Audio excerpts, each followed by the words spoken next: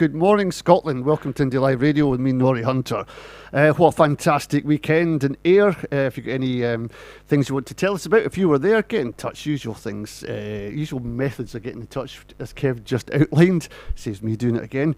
In the studio today, Professor John Robertson and Dr. David Patrick. Yes, full of brains in the show today. I'll probably negate all that, but never mind. We're going to kick off with the Imelda May. Should have been you. If I can get the mouse right. Here we go. And there it is.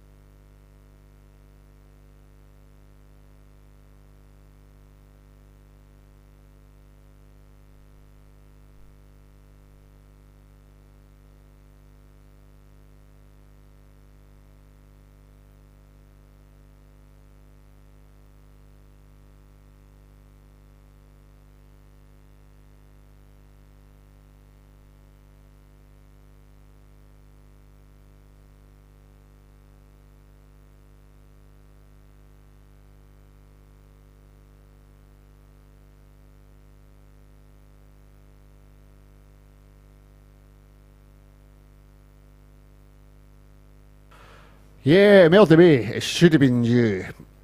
Well, here we are in studio, and we have Dr. John Robertson. Welcome, John. Welcome. No, Welcome to you too. Hi, well, I've been here all the time. That's what you have, yes. Dr. Sorry. David Patrick. Good morning, David. Morning, pal. And we're here to discuss all things politics. First thing was, as I mentioned, there was a big march in Ayr at the weekend.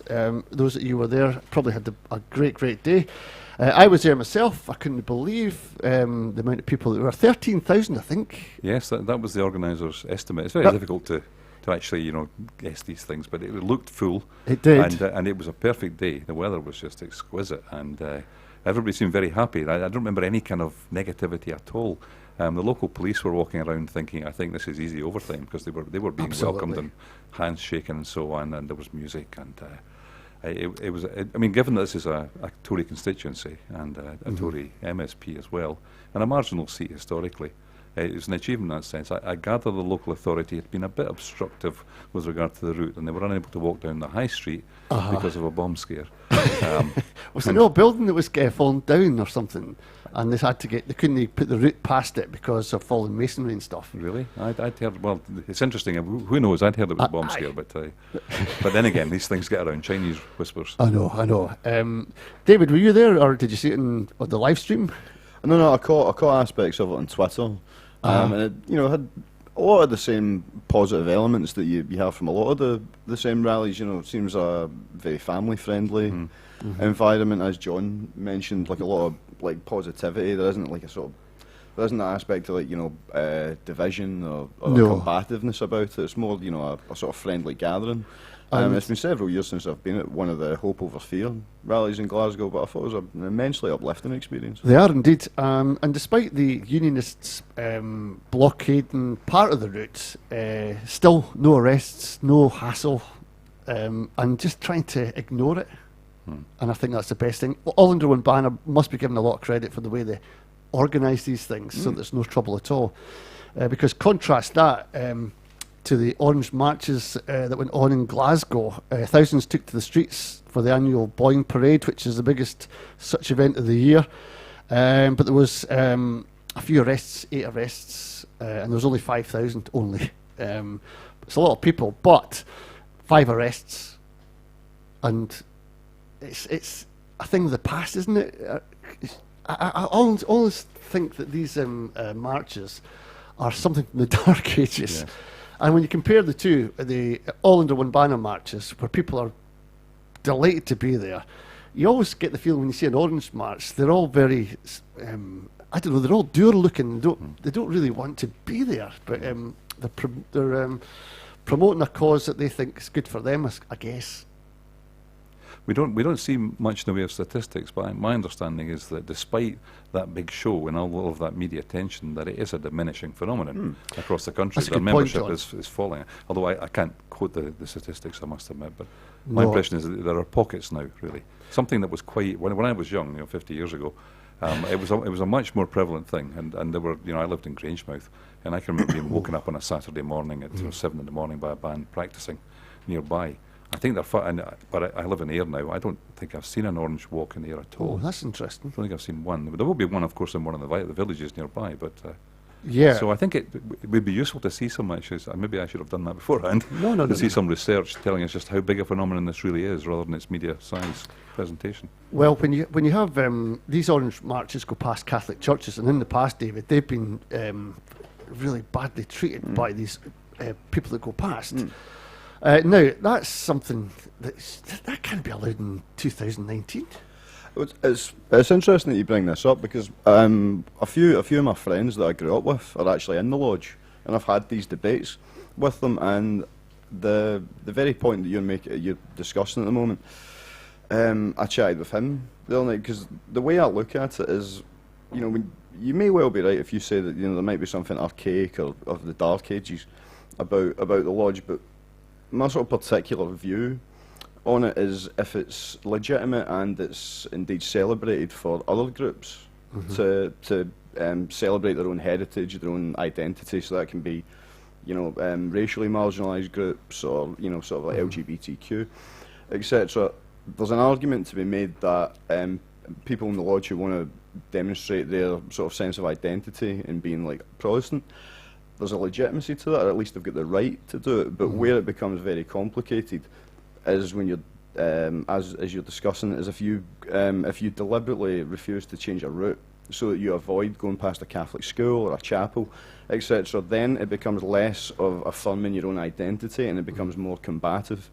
And I think that's where the problem is. And as I said to my friend the other night, if the Orange Lodge are unwilling to compromise or change in the near future, it could see itself diminishing quite rapidly. Indeed.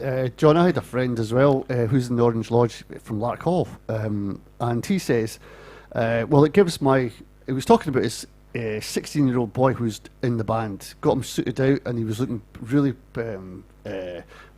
brilliant in his suit and his tie, and he was getting a bit of discipline from the other band members, so he's part of a group. He was also getting respect because he was junior and they were seniors. So there's all those kind of things that they hang their coat on that mean quite a lot to them. Yes. It's just the fact that they've got to be anti someone rather than pro themselves. That's what I think hampers them. Yeah. You might make an argument here that they thrive in these communities, these disadvantaged communities, because these communities are disadvantaged and where there are no other alternatives, and that really the solution to this problem is part of a wider solution to virtually all of our problems, and that would be through greater equality. There's very strong evidence from research that more equal countries have less problems of all kinds: drug abuse, racial intolerance, crime. Countries that are more equal have less of it. And so rather than trying maybe to confront this problem of bigotry, and obviously it should be resisted, but rather than making a huge effort to confront it, we should be making, I think, a bigger effort across the country as a whole through mainstream politics to make this a better country overall.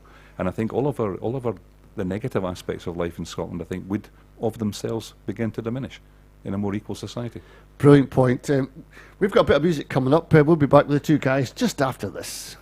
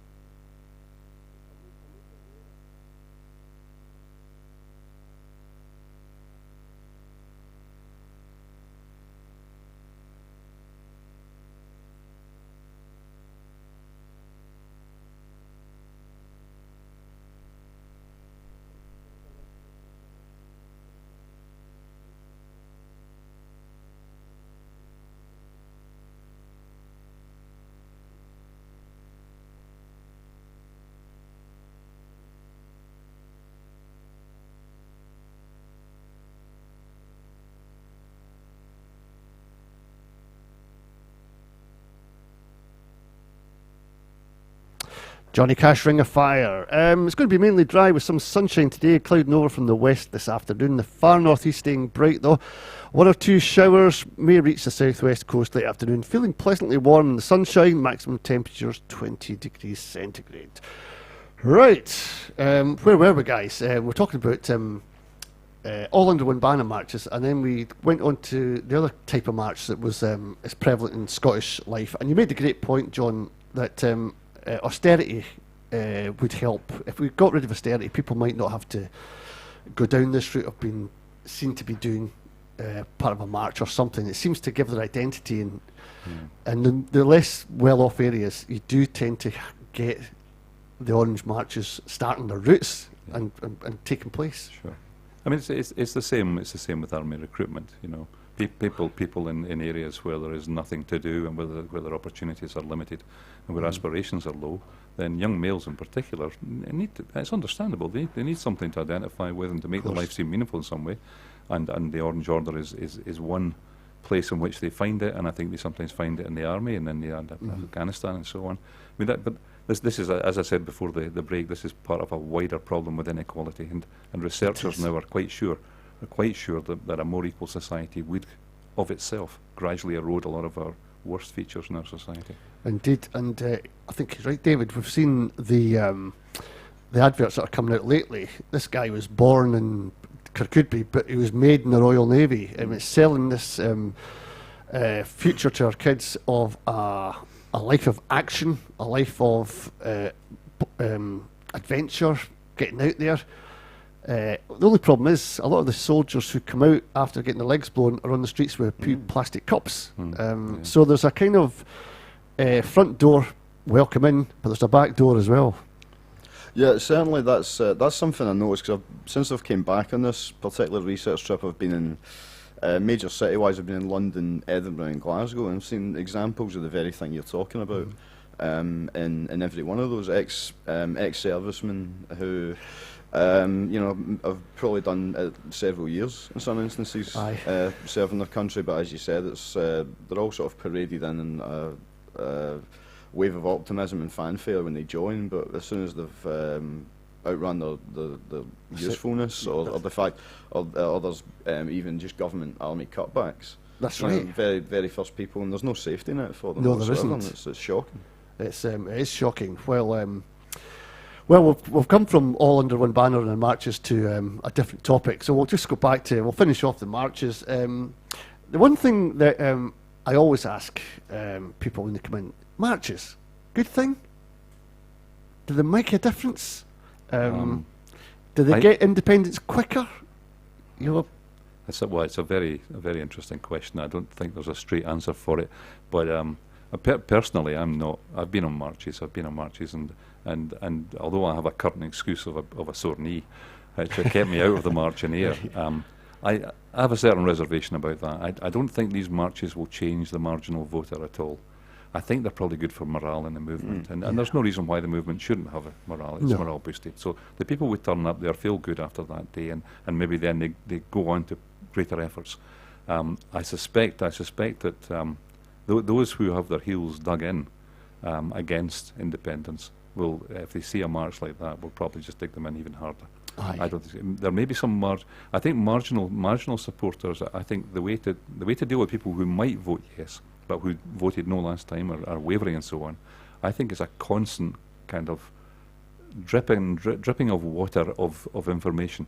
I mean by that just constant news, good news, which gives people confidence in what Scotland could be by hearing about NHS Scotland successes, by hearing about other things. Yeah, that kind of thing. I think that may gradually, and also of course there will be an inevitable consequence just of the passing away of the over 75-year-olds who are predominantly no voters, and their replacement by the under 25-year-olds who are predominantly yes voters. It's coming yet for all that. So it's a very slow thing, but it will happen. David, the thing I noticed at Ayr, all under one banner march, was there was people from Elgin, Inverness, Glasgow, and all coming together in Ayr. That doesn't tell us what Ayr is going to be voting, does it? It just tells us that a lot of people have descended on Ayr. And that's where I get confused about if they're a good thing or is it just a morale boosting thing like John says. I think it's a bit of both. I mean, I think John hit the nail on the head. It's a bit like keeping the kettle or the pot boiling. Aye. Because it's gone remarkably quickly, but it's we're almost 5 years since the last referendum, and because of particularly the immediate deflation that a lot of people felt after it could have very well, without the right leadership or without channels like this and the sort of voluntary grassroots work, it could have very quickly just sort of receded into irrelevance. It could have actually, and it could have just been a thing. But so I think the fact that it's always stayed alive on Twitter, online, even on the streets and in conversations. But these rallies and these marches, it keeps the pot boiling. But I also think it reaffirms people's belief in it, because it's one thing if you are on Twitter or on social media and you have a lot of people agreeing with your point, but it's very impersonal. Whereas if you go to one of these rallies and you maybe hear someone speak, or you're just around, like families and other people, and then you realise, oh well, you're not alone. You feel part of something. Yeah, you do. That's a very good point, because me and my wife took the day to Ayr on Saturday, and we went into a local restaurant for something to eat. and it was chock full of marchers. They couldn't go to the rallies because their feet were sore, knees were sore, ankles, blah blah blah. And they were all sitting in, and it was almost like a birthday party. You know, everyone was talking to each other about things. And then the indie bikers went past, and we couldn't hear a thing. And so there's all these kind of, it's almost like a carnival, a circus that comes to town, do you know what I mean? And if those that take part in it love it, and those that, well, the good thing about it, when I think back there, is that people are out their windows and at their doors, clapping as people went past. So there might be a knock-on effect with locals when they see this thing. And it's a marginal constituency. I mean, it used to swing back and forward Labour Conservative. Yeah, it did. And now it swings SNP Conservative. So the opinion polls suggest that, as things stand, that the SNP will take it again, take both seats, MSP and MP. And so that something like the March, if it has encouraged one or two, may contribute to that. It may have annoyed a few as well, but the local authority kind of kept it away from certain areas. I mean, not quite like an orange walk, but they kept it away from some of the areas where maybe they're more densely populated Tory supporters are. Yeah, I think that was definitely the case. But going through the streets, the road going in, the cars with their banners, you just couldn't miss it. It was there in your face. And it was good. I thought, from my point of view, it was a celebration of being Scottish again. We only get to do that when Scotland are playing football or rugby, and then when we're watching the rugby, Princess Anne comes on, and you think, oh, for heaven's sake, you know. But it's a chance for us to show our Scottishness. Anyway, some more music after that. This is, who have we got? Lionel Richie. I think this is John's favourite. I know it is. Running with the Night. Be back after this.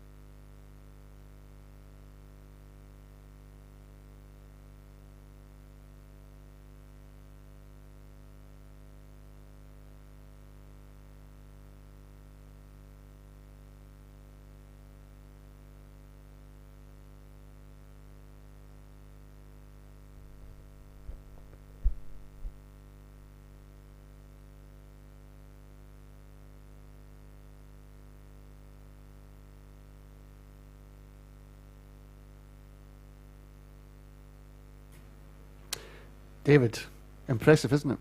Oh, it certainly was. He's talking there about multi-million-pound industries. How many Scots really understand how rich Scotland is? Well, I think I think particularly because of the way the Scottish economy and the Scottish potential has been framed by the media for several years now. It's pushing on for a decade almost, but especially gathered pace in for 2012 to 2014. Personally, if you were getting a lot of your information from mainstream outlets, I wouldn't blame someone for thinking that Scotland was an impoverished country, because a lot of the time that's the way it's put forward. And if any economic benefits of the country are even discussed, it's always through the very narrow prism of oil.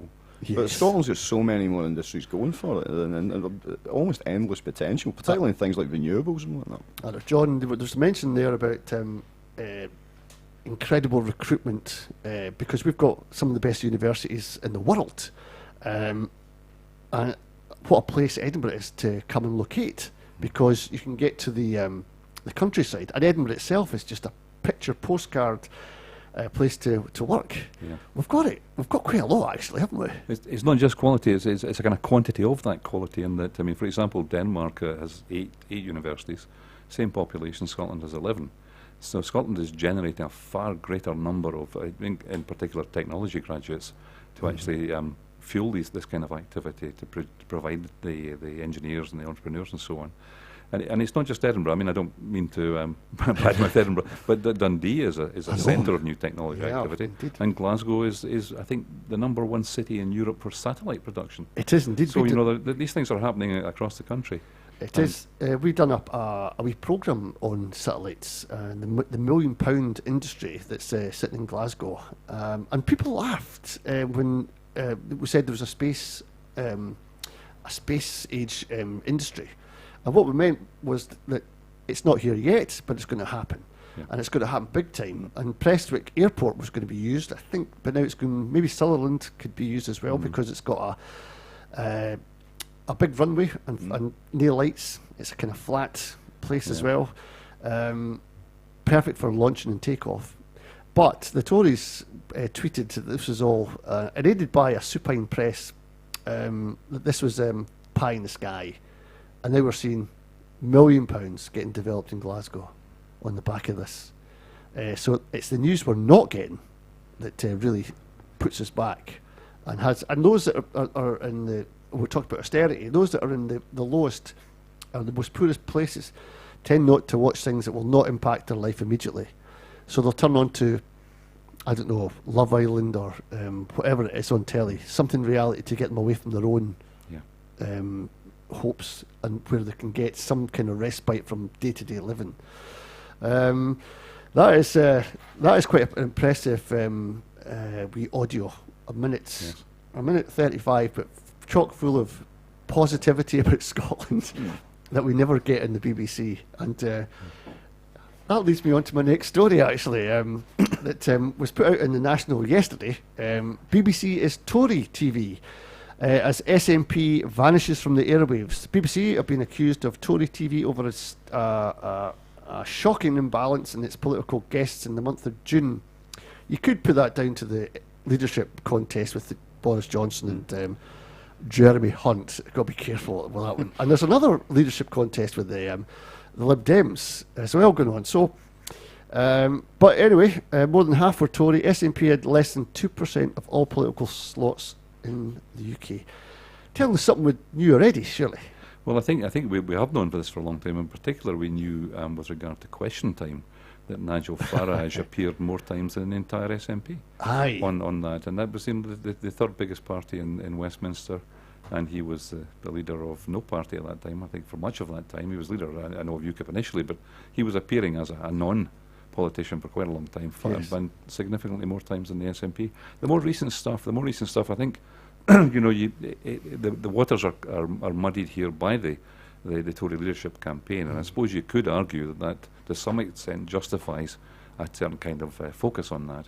But the wider picture with coverage by, in particular, by our public service broadcaster or our state broadcaster, is their tendency to really to follow the gutter press in terms of reporting. Scotland is not happy unless it has death, rape, murder, and or sadness of some kind. Yep. They will feature a mother whose child was decapitated during childbirth as a headline story. Deaths in childbirth are plummeting in Scotland to Scandinavian levels. That's the picture. That's the big story. Is that deaths in childbirth are really, really rare, but they take one story, and titillate their audience with this horrific story of death. Yes, they do. David, what's your take on it? Broadcasting isn't devolved for one very good reason. It would hurt the unionist cause, but instead of that, we've still got to put up with like for any other country wouldn't put up with this. I mean, we had STV show a live England game when there was a live Scotland match on at Hampden. They didn't even bid for it. And having worked for the BBC, I know what goes in. And if you go to a football match, you're employing cameramen, technicians, soundmen, floor managers, a whole range of people, and you pay them. When you buy in from ITV, you pay a discounted cost because the adverts will pay for what you pay for the football, and it's only 90 minutes. So you've got lots of jobs, lots of security, and you've got in the certainly where I was, a lot of people in 0 hour contracts called you're on a wee contract to come in and do this, and we'll get you back to do this, and you can't pay your mortgage in that kind of system. So even if we had broadcasting devolved, the jobs would be enormous, impact of more jobs. Plus we'd get a balanced news media, would we not? And we're missing a trick. And I don't think the SNP I don't think there's ever been a debate in the Scottish Parliament about broadcasting. I don't think they've ever taken it as an issue to deal with. And maybe we're missing a trick here.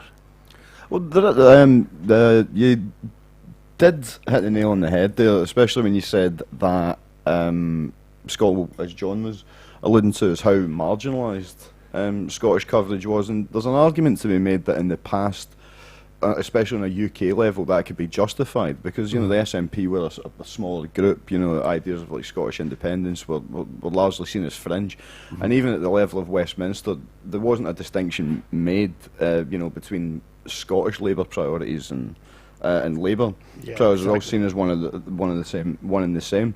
But the fact that there is such marginalisation and a lack of coverage of Scottish politics and Scottish events, I think is much harder to defend anymore, but because the political landscape has shifted so much, and Scottish politics is key to the UK political landscape. It is indeed. But particularly, I think John mentioned this a second ago. I mean, particularly in the ongoing, it seems like never-ending Brexit debate, is unless Nicola Sturgeon happens to be speaking in London or directly challenging one of the campaign leaders, the Scottish position is ignored a lot of the time. It's just thrown in with the overall dynamic in the UK. Yes. But the fact that the 4 constituent countries had wildly different opinions on it is sort of being pushed to the side in this, especially in this no deal Brexit idea that's been pushed. And John, this what you pictured this murder, cat caught up a tree, firemen go to the rescue, and then football, and that's your diet of news. On this show, we try to get a range of issues, and there's so much out there we could be discussing on a daily basis that the BBC just don't. Now, why don't they? That comes from the top. Yeah. There's journalists in there. I know. I've met them. Very, very good journalists are very capable of going out and getting a story and coming back with it. But this, I was up in the newsroom and a guy was on the Facebook and he noticed there was something going on Facebook. A dog had swallowed a knife. And he'd only realised this till they took it to the vet because he wasn't eating his food. Second story in Report in Scotland, dog swallows knife. Got it from Facebook. We deserve better, do we not? We do. I mean, I can say something about that. I'd like to say something about that. Go for it. I'd also quite like to come back to your point about the apparent passivity in the SNP leadership with regard to media bias and their lack of willingness to deal with it. Well, I'll deal with that one first because I can remember it. Yeah, aye, go for And I'll it, come aye. back to the BBC Scotland coverage and why they cover what they cover Right. and why they cover it in that SNP particular first way. then. Deal with the SNP.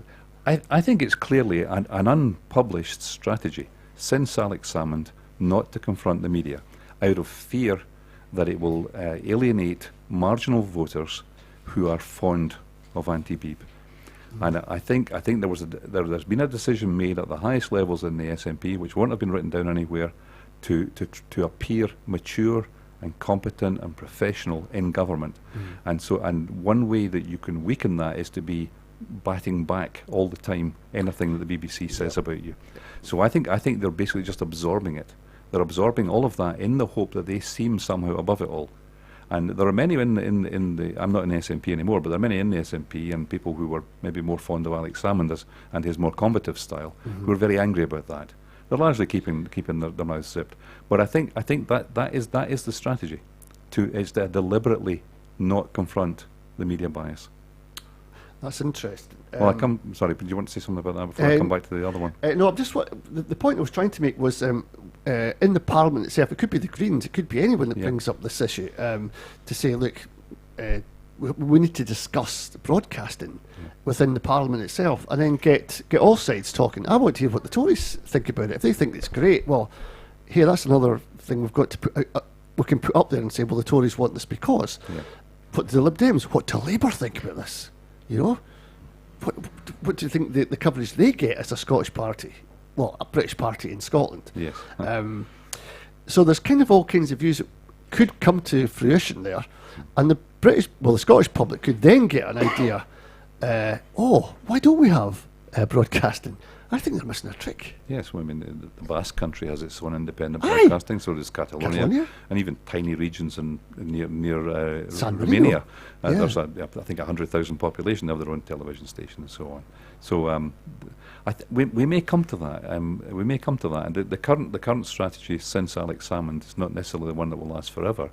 And it may be the SNP will at some point, and people like Angus MacNeil, you can see in Chris McElhinney, I think is his name. They're clearly unhappy with this, and they're pushing for more kind of. They've been described as mavericks in the press recently, interestingly, as mavericks. But so it may be that we will see a shift. But Nicola's approach has actually brought female voters to support the SNP, and many fear that a more combative style of the kind Alex Salmond employed alienates women. So they may be quite resistant to that change.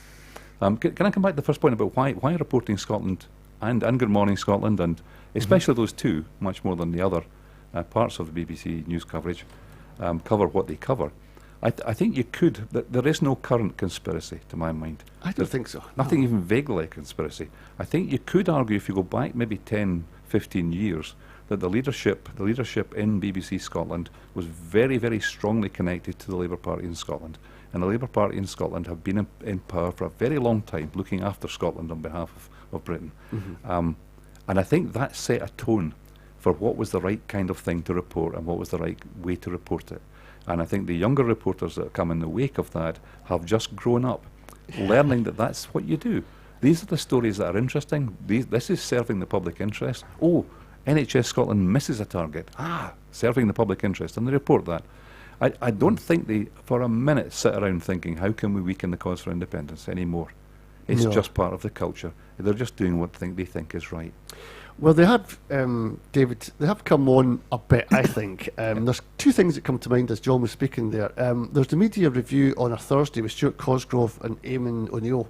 And that gets to the nitty-gritty of the way BBC cover some of their stories sometimes, and it's not pleasant listening for them either. And then you've got the big debate, which is a Scottish Question Time thing. They had it on a Wednesday night, I think, and then they changed it to what's called the graveyard shift on a Sunday night at 10 o'clock. Almost wanting it to fail because it was getting so many good reviews and so many people were quite pleased that as opposed to Question Time, the audience was a bit more carefully selected, let's say, to give a balanced view. and the people that were speaking got time to speak. Yes. So there have been strides, do you not think, within the BBC to kind of combat this anti-bias? I think they had to address it because it became such a big issue, and it got to a point where it couldn't be ignored or brushed under the carpet anymore. I mean, I certainly wouldn't go as far as to say that it's been a complete 180 change.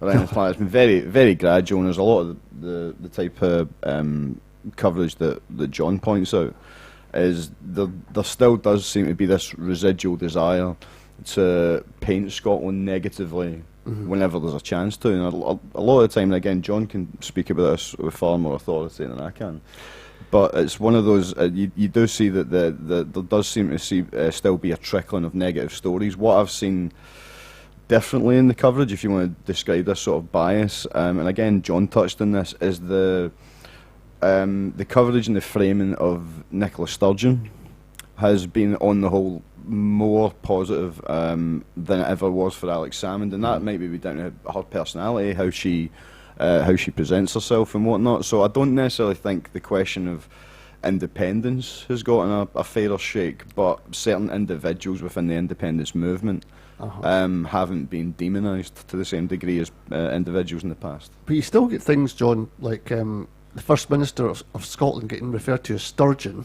and on the very same paragraph, Ruth Davidson gets her full name, but Sturgeon, so it makes it sound like there's no respect given to the First Minister. And to take up David's point, I know I've read some documents and they've been really good. And there was one from, I can't remember, it was about hospitals, and it was about that. It wasn't very big, but it was all glowing. It was fantastic. Nurses getting paid extra in staffing levels. And there was one bit, could do better, and the Ruth Davidson picked up on this point at First Minister's questions, and she went along with this tiny wee bit in the whole pamphlet that was negative. And guess what story the BBC ran with? Not the glowing report card that was handed down by a health charity, but it was this tiny wee bit. And on Radio Scotland, GMS, at 6 o'clock on the Thursday, I listened to it, and it was top. They gave it, Ruth Davidson has criticised the SNP, and that's how they framed it, and that's how it went. We're still getting that through our radios. I think, I mean, I haven't worked for the BBC, so I don't really know this from the inside. But in terms of the output, there is a marked difference between, for example, what Reporting Scotland and Good Morning Scotland produce on the one hand, and the same stories on the website.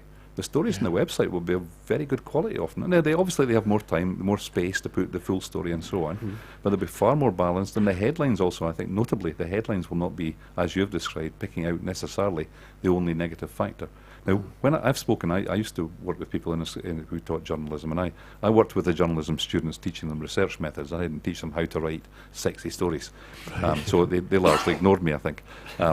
Who cares about research methods? But one of the things the journalism lecturers told me there was that it's deeply embedded in even journalists in serious newspapers to do just what you've described, and it not be political bias. They felt that that's what journalism is. It's the audience out there wants to be titillated in some way, so bad news is news.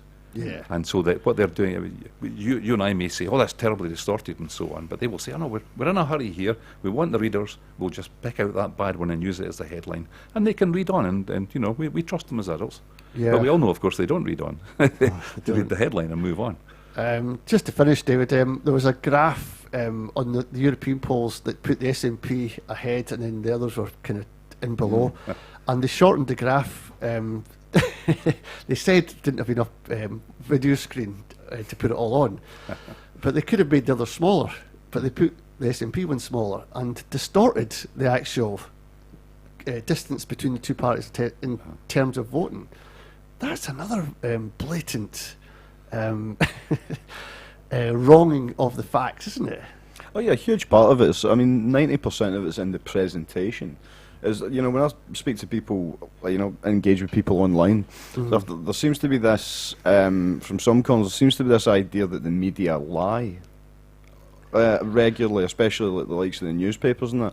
But when you actually go into it, is portraying straight black and white falsehoods is not actually what they do. It's about what they do, is what they put the focus on, and then also. But and you mentioned this earlier on.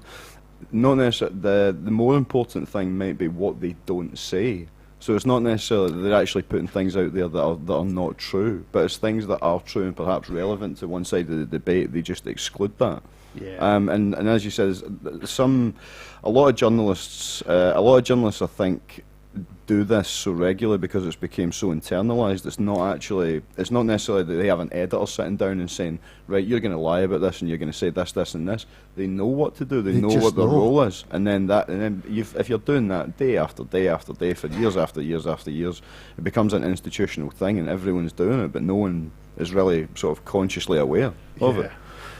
John, there was one journalist I was quite pleased with. That was was it John Mackay? Or Colin Mackay. Oh, yes. He was at the Tory party leadership thing, and he kept pressing the two candidates on referendums and all that kind of stuff. And he was like a dog with a bone. Yeah, he really got to them, didn't he? And that was, I thought, that's a journalist I could get to like. Yeah, I've seen little traces of that with him before in the quality of his journalism, and in particular his willingness to go for politicians, which I think is a healthy thing. I've seen it before. Bernard Ponsonby used to do it a bit at STV, and there was a time when I did some research, in the past when I spent more time on these things, and I did note that from 2014 onwards, the STV coverage tended to get more balanced than BBC coverage was, and it occurred to me that that would be a simple business decision. The STV is a business. Why would they want to alienate about 50% of their viewers by being nakedly anti-independence? So it makes just simple business sense for them to actually become more balanced. And Mackay is a good example of maybe the best of that on that particular station. I think you have to go to who owns STV. Yeah. STV are Scottish only in title. Yes, there's people in London that are pulling strings for that. That's why they won't give the football, because they don't know. They don't know. What's Scotland? And this, I'll get this off my chest. This really annoys me. Is see when the news people, even on radio, GMS, they refer to Scotland as if it was a town because they're going to Scotland. Somebody's coming to Scotland, as if it's and they're coming from Littlehampton, which is in England, but going to Scotland. So they're going from a town to a town, and it gives you that impression Scotland's a wee place, and gives you the mantra: too wee, too poor, too stupid, all that kind of thing. And that's drip, drip, drip on us as well. Scotland is a big place. 5 million people of it. That's bigger than some countries that have got more say in Europe. Yes. It's just off my chest. Yeah. Scotland is not a town. Well, I think the old weather map, of course, reinforced that view as well, didn't it? As we were foreshortened over the horizon to look like a small addendum to England. But that's been sorted a wee bit. The blogger Wee Ginger Doug referred to this as gaslighting. The whole thing is gaslighting. That Scotland has an abusive partner who tries to tell it that it's not really up to anything and couldn't really cope with anything, and it doesn't understand life and so on, and lies to it and bullies it. I know, and that parallel universe metaphor, they create, David, is the one entirely opposite to the audio we played from the company that set up a £1 million R&D business in Edinburgh. It's just miles away from that. The difficulty, though, is where how do you combat that? Because if you don't have a particularly friendly media, at least a particularly friendly mainstream media, it's difficult to get those kind of positive stories out and to get them to sort of germinate and grow and actually become something that's almost common sense that people just accept. Common sense. But at the same time, whilst I'm hugely optimistic about Scotland's potential and Scotland's prospects going forward, I do think, not to generalise to everyone, but at like a sort of cultural, societal level, and maybe this comes from decades or centuries of being, told you're not good enough, is there does seem to be a thing in the Scottish psyche where we can tune into that idea and we can tell ourselves that. Mm-hmm. Even though, there's all the Scottish stereotypes of us being like sort of combative and nobody can tell us what to do and whatnot, we're actually like quite a self-critical nation. We are indeed. In a lot of ways, and I think that can, in some ways I think that could have fit into the whole referendum debate, as you mentioned, that too wee, too poor, too stupid. But unfortunately, I do think that is something that permeates Scottish culture, but it might be through things like the rallies and the shift in political landscape. That might be something that, one person at a time, one family at a time, one town at a time is changing. Well, here at Indie Live Radio, we're hoping to change that. But we're going to take a wee break for some music. You're listening to me, Norrie Hunter. I'm through till 2 o'clock. This is the Little Kicks. Don't get mad, get even. Back soon.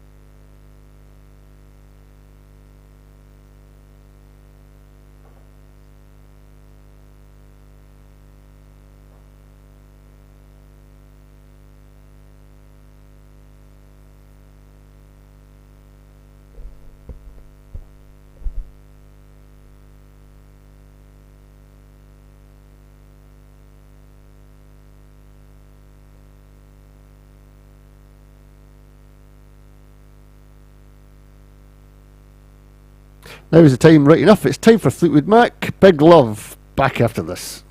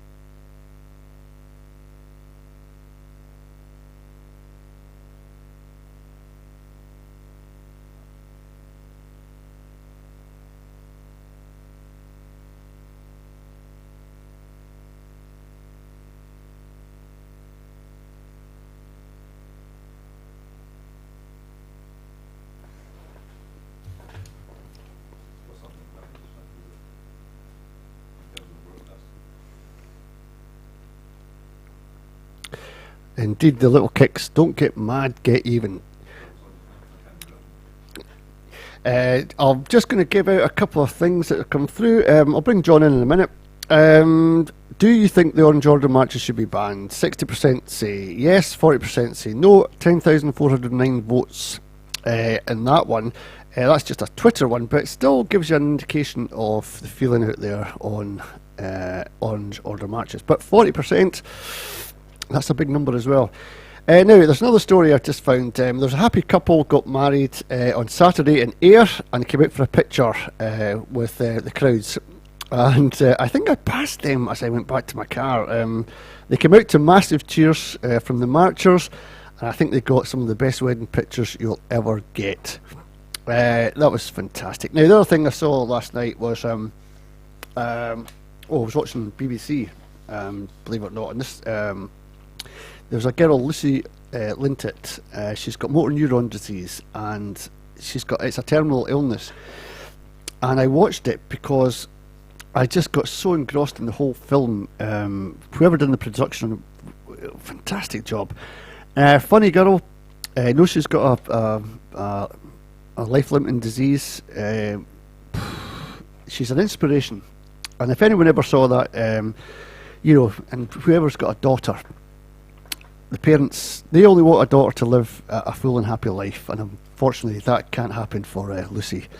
But she's still a funny girl. She's really worried about losing her voice, because that's one of the things that happened. So she went and saw Lost Voice Man. He was playing, and she went to see him and spoke to him.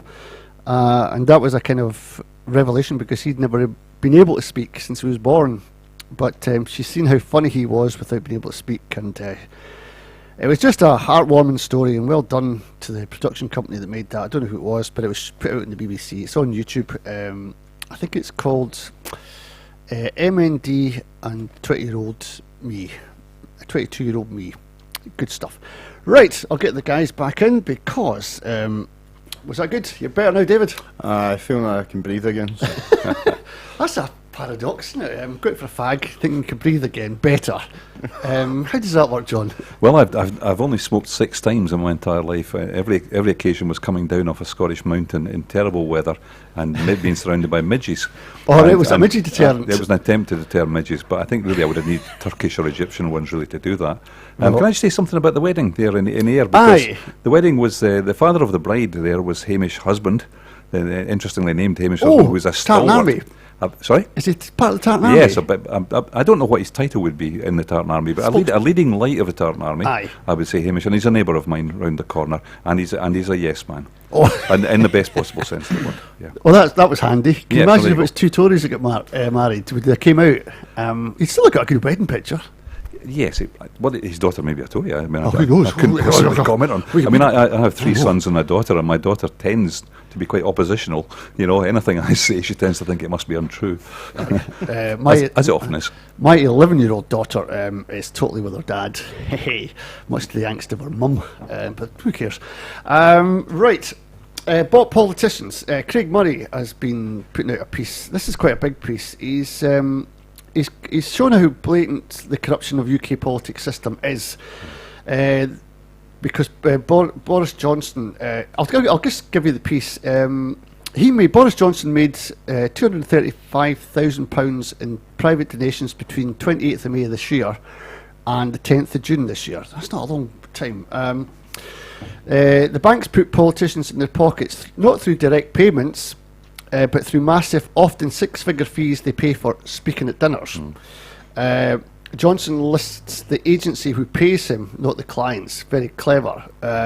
Also book deals, you've heard of them. Tony Blair put out a big book deal, where publishers pay massive 6-figure sums, advances to politicians, which are routinely up to 10 times the actual royalties.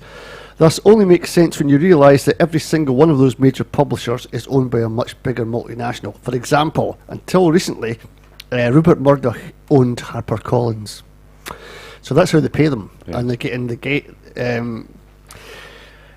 So Boris Johnson earns that kind of money and still calls himself a man of the people. Knows he's got his finger on the pulse of what's happening in Lark Hall. You wonder why the independence numbers go up when his name's mentioned as a possible leader for the Tories. There's a correlation there, isn't there? There is. I mean, I think he's the perfect example, I suppose, of the kind of conservative that Scots tend to love to hate.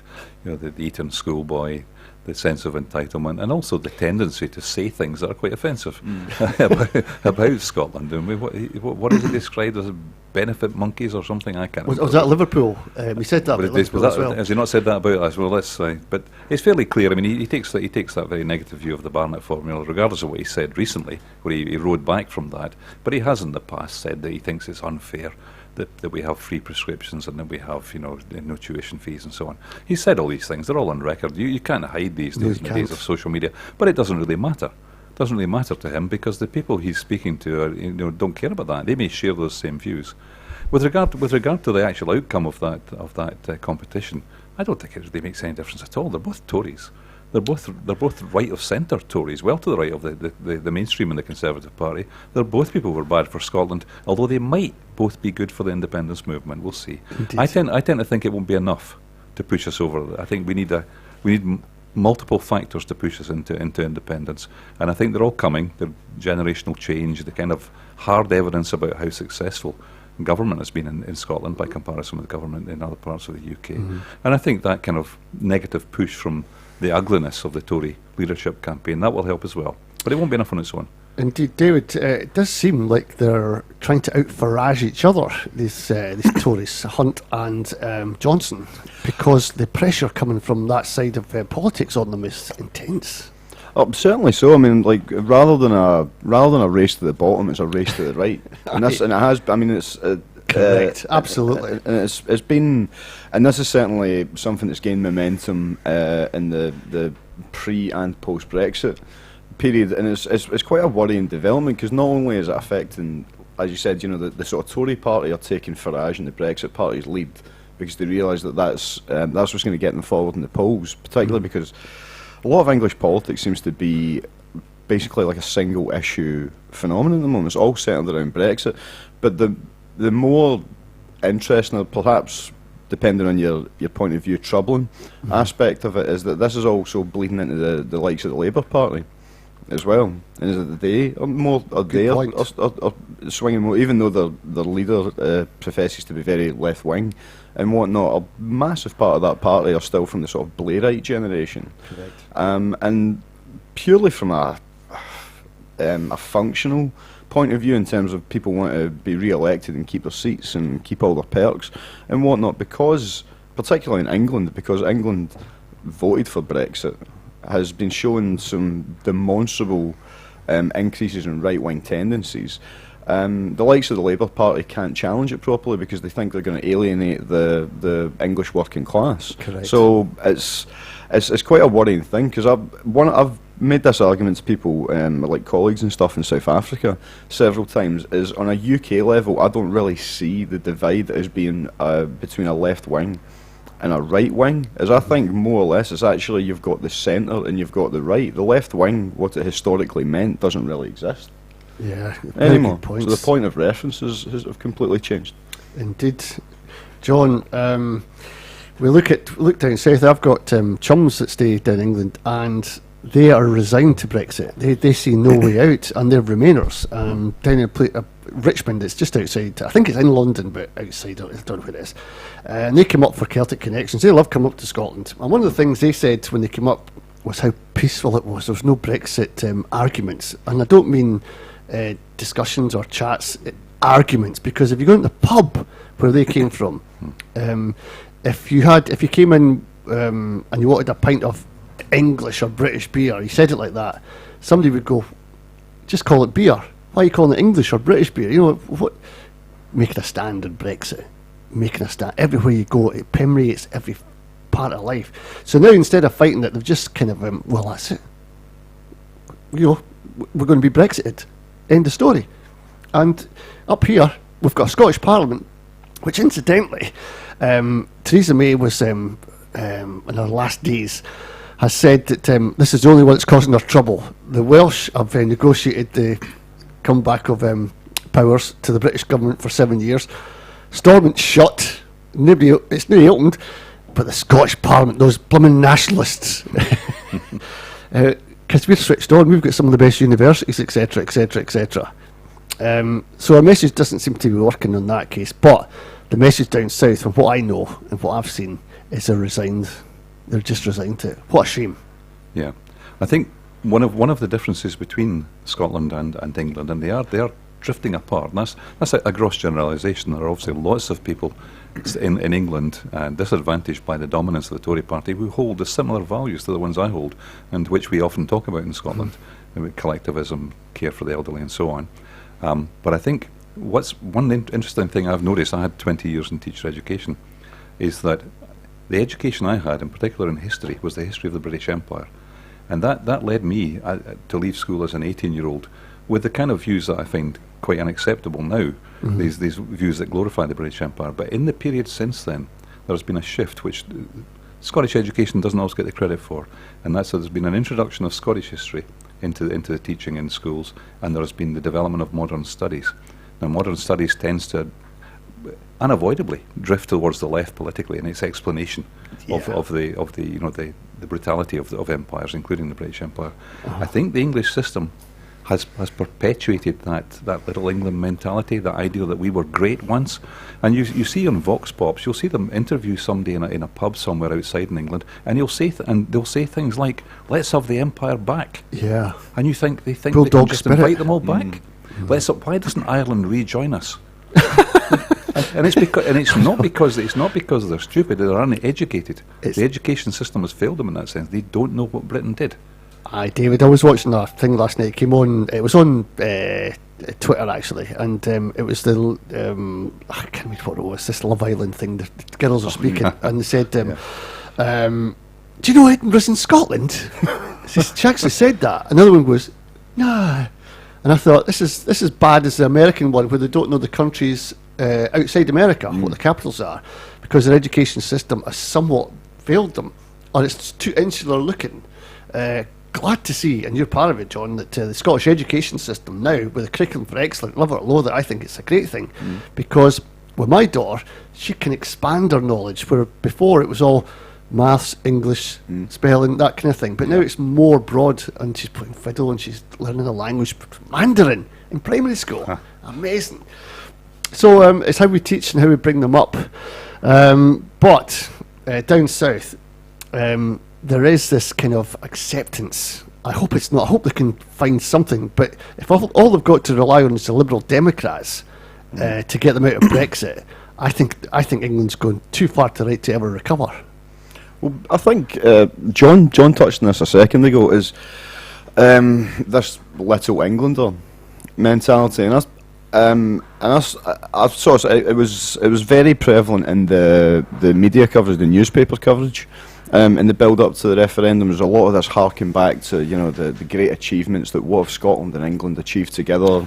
What have they? And things there's a lot of aspects to that which are true. There's the argument that Britain created the modern world and whatnot. But as John mentioned, when there's all this heralding of empire and we built the railways and we did this and we did that, the ever-expanding catalogue of human rights abuses that went hand in hand with that seemed to be completely ignored. And it's, I think there's a belief in England, well, probably all over Britain, but most predominantly in England, there is this belief or this lack of acceptance that the UK is no longer a world power and no longer sort of bestrides the globe and can do whatever it likes. And I think Brexit's a symptom of that, because you hear that narrative about taking back control, and then you have, I mean, it's not that they carry particularly much weight, but I think it was only, a week ago, two weeks ago, you had that cricket commentator, Geoffrey Boycott, on that sort of bizarre rant, and his reason why he was trying to say to people, don't worry about Brexit, we'll pull through, was making explicit reference to this Blitz spirit.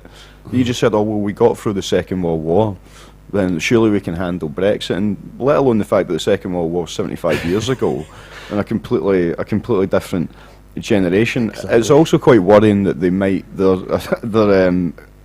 they're comparing comparing what could potentially happen out of Brexit with the Second World War.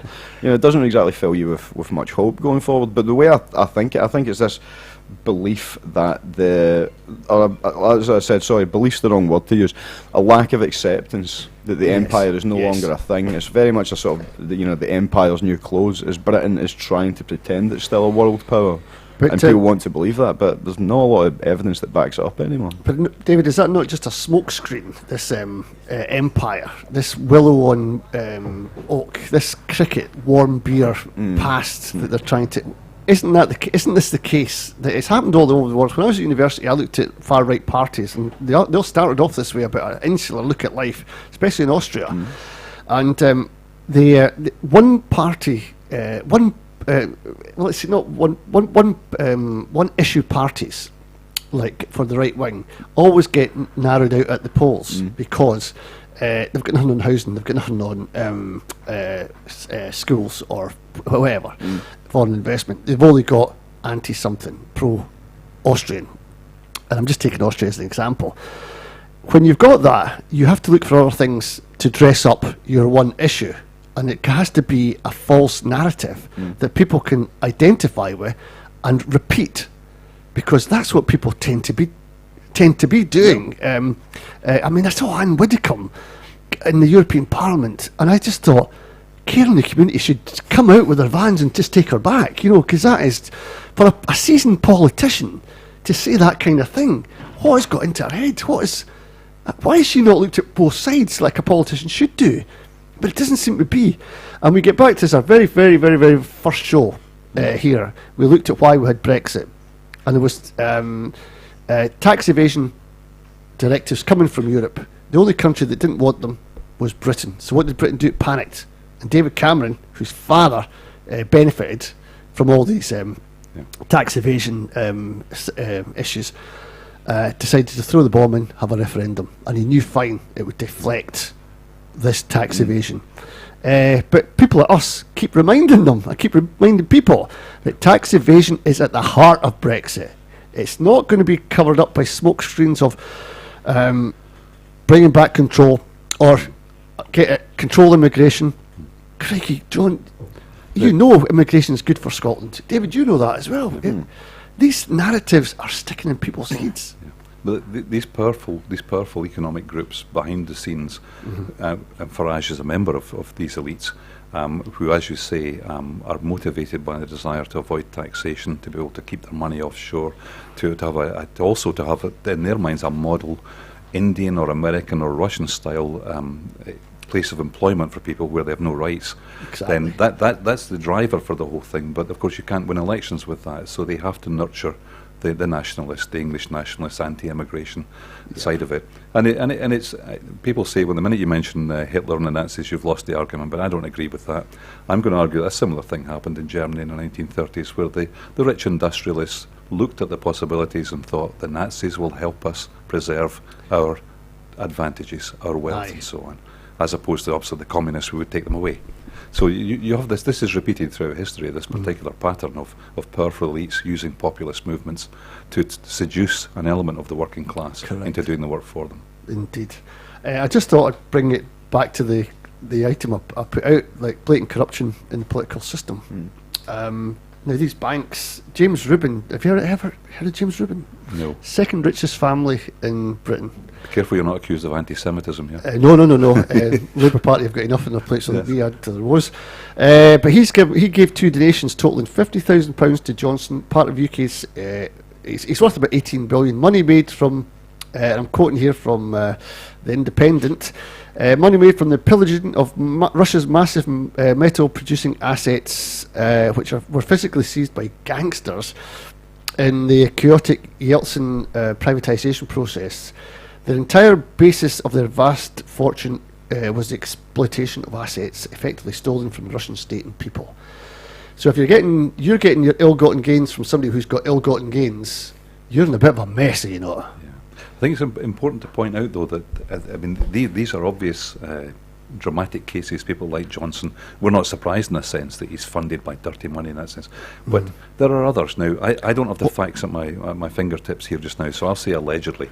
Allegedly, people like Chuka Amuna and Joe Swinson are funded by people that you might be a bit wary of. I haven't got the details, so I'll have to say allegedly they are. Yeah. But I'm sure the evidence is there if you go and have a look. So it's right across the main body of the political spectrum in Britain, outside of the Corbynistas. Now, Corbyn is constantly criticised. Noam Chomsky came to his defence just yesterday and pointed out that this is a witch hunt. The anti-Semitism story is a witch hunt. So that we can't take comfort, and as many in the electorate I think would take comfort in maybe in saying, "Oh, I'll vote for the Liberals because they're nicer than these nasty Tories and so on." But the Liberals are funded by the same kind of wealth as the Tories are. Well, this anti-Semite thing, what we'll do, we'll take a wee break. We'll be back after this. Remember, you're listening to Norrie Hunter here on Indie Live Radio, 3 till 2 o'clock. I've got Professor John Robertson and Dr. David Patrick in with me today. And we're talking all things politics. And the two guys, I'll put off their mics as they leave to go, I don't know where he's going. He's going to the toilet. That's it, that's okay. Right, we'll be back after this. Is Man Rand, Oren Nakloikis, means Stone of Destiny, and I'll give you a wee story about that later.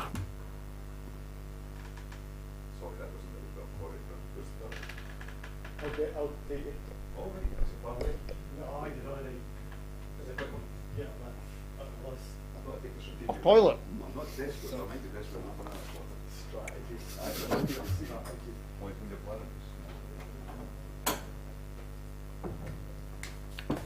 How are you finding it, David? No, once I get the first statement, and you're very good at putting somebody at ease and making the conversation close. So that's really good man. It is. We're recording it, so you can, once you go on the website, just play it back, listen to yourself, and see where you went. And what we'll do is the books. We've got to get people on with books because people who write books have got an in-depth knowledge of that book. On Friday we had a guy, he wrote a book called The Dead Pete, or The Pete Dead, sorry. It's a thriller political thing, and I had to read it. So he came in, and it was just brilliant. Are you going? If you want to go, yeah. This has got 3 minutes. 3 minutes. Tell him about The Pete Dead. I had to read it.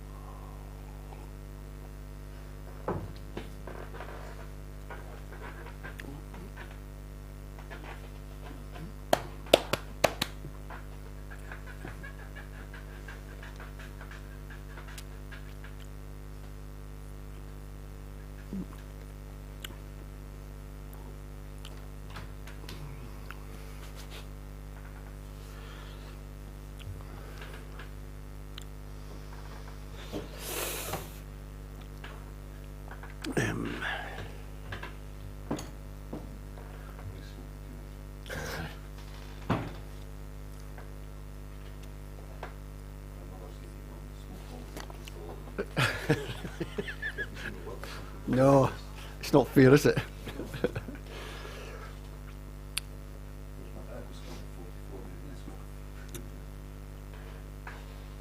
I'm just going to go on to say a few things to the people out there, and then I'll bring you back in.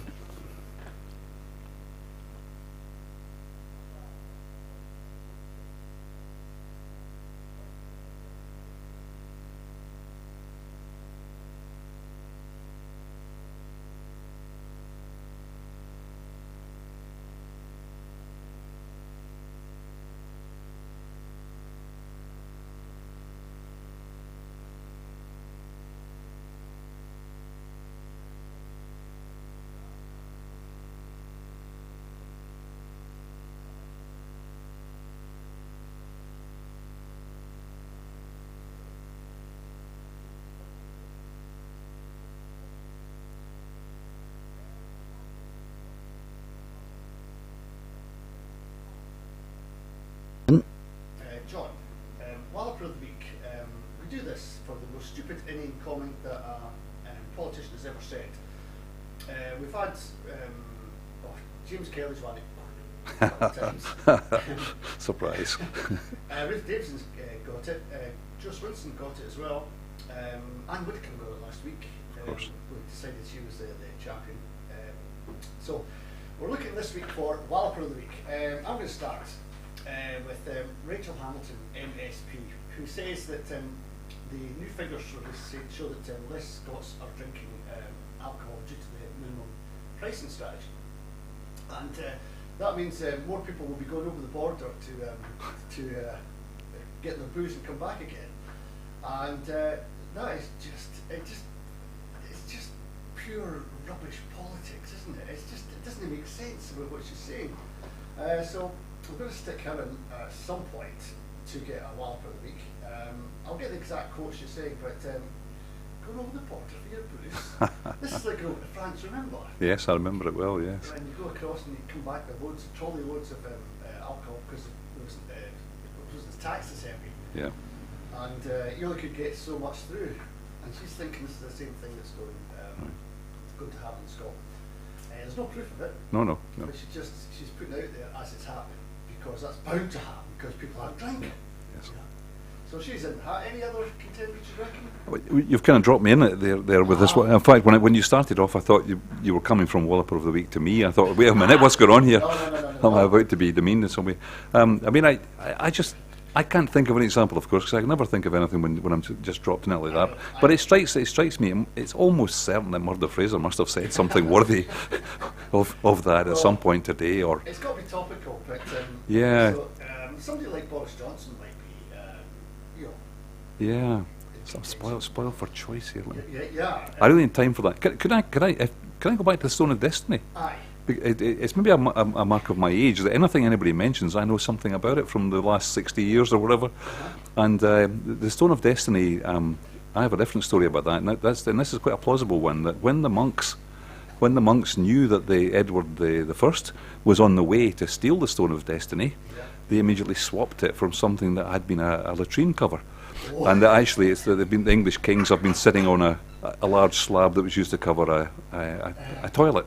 That's one story. The other story is when it was returned under Mr. Forsyth, I think was the Secretary of State at the time. It was returned. Somebody wrote in the papers about all of this, this kind of shortbread side of Scottish nationalism, Bonnie Prince Charlie, Bruce's Heart, and all of these sort of things. And I don't criticise people for being interested in these things, but someone came up with the idea and said, why don't we take the Stone of Destiny, drill a hole in the side. Inside the hole we put the casket with Bruce's heart, allegedly Bruce's heart, wrap the whole thing in tartan, which was, perhaps not invented here, fly over Loch Ness and try and hit the monster with it. And I thought, harsh on the monster, really. Otherwise, okay. But, sorry, I'm still trying to think of Walloper of the... Can you think of Walloper of the Week? Just hold on, there you go. I'll put you on. There's my coach, should be on. Walloper of the Week, right? I'd like to try and narrow that one down. I mean, there's probably two obvious candidates. Yeah. I'll try and get. I'll give you some suggestions. So, let's see. I'll go into UK politics. What's happening there? There's a guy who was put in prison. The English Defence League. Who was that? Well, Tommy Robinson. Yeah. Tommy Robinson. Oh, that's better. I'll repeat that. Walloper of the Week. Tommy Robinson. He's in jail now. I think he's awaiting sentence. But the guy, I don't know if you saw it, but his boss, Entourage, got a parking ticket, and the parking attendant slapped it on and started laughing his head off and going like that. Gotcha. And that's the first time I've ever kind of applauded a parking attendant. You know what? That's a rare thing. It is indeed. Could we have Wallopers of the Week? Well, we had this before, and we put in the Liberal Party, and we thought we thought, nah, we can't have that. It's got to be one person. Really? Yes, a standalone. Can I say what it was, and then you can reject it again? Well, I'll reject it again. It's the Brexit Party in Brussels, where they turned their back on the European anthem of sorts, and someone quickly found a picture of the Nazi Party in the 1930s also turning their back in the Reichstag, and compared the two. That's twice I've failed now by mentioning the Nazi.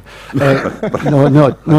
I plead age. The only thing I can say to that, John, is we mentioned it on Friday. It was a hot topic then, and we went through it, and Sure. the the biggest thing that came out of that was there was a band of youngsters playing that Ode to Joy to the whole Parliament.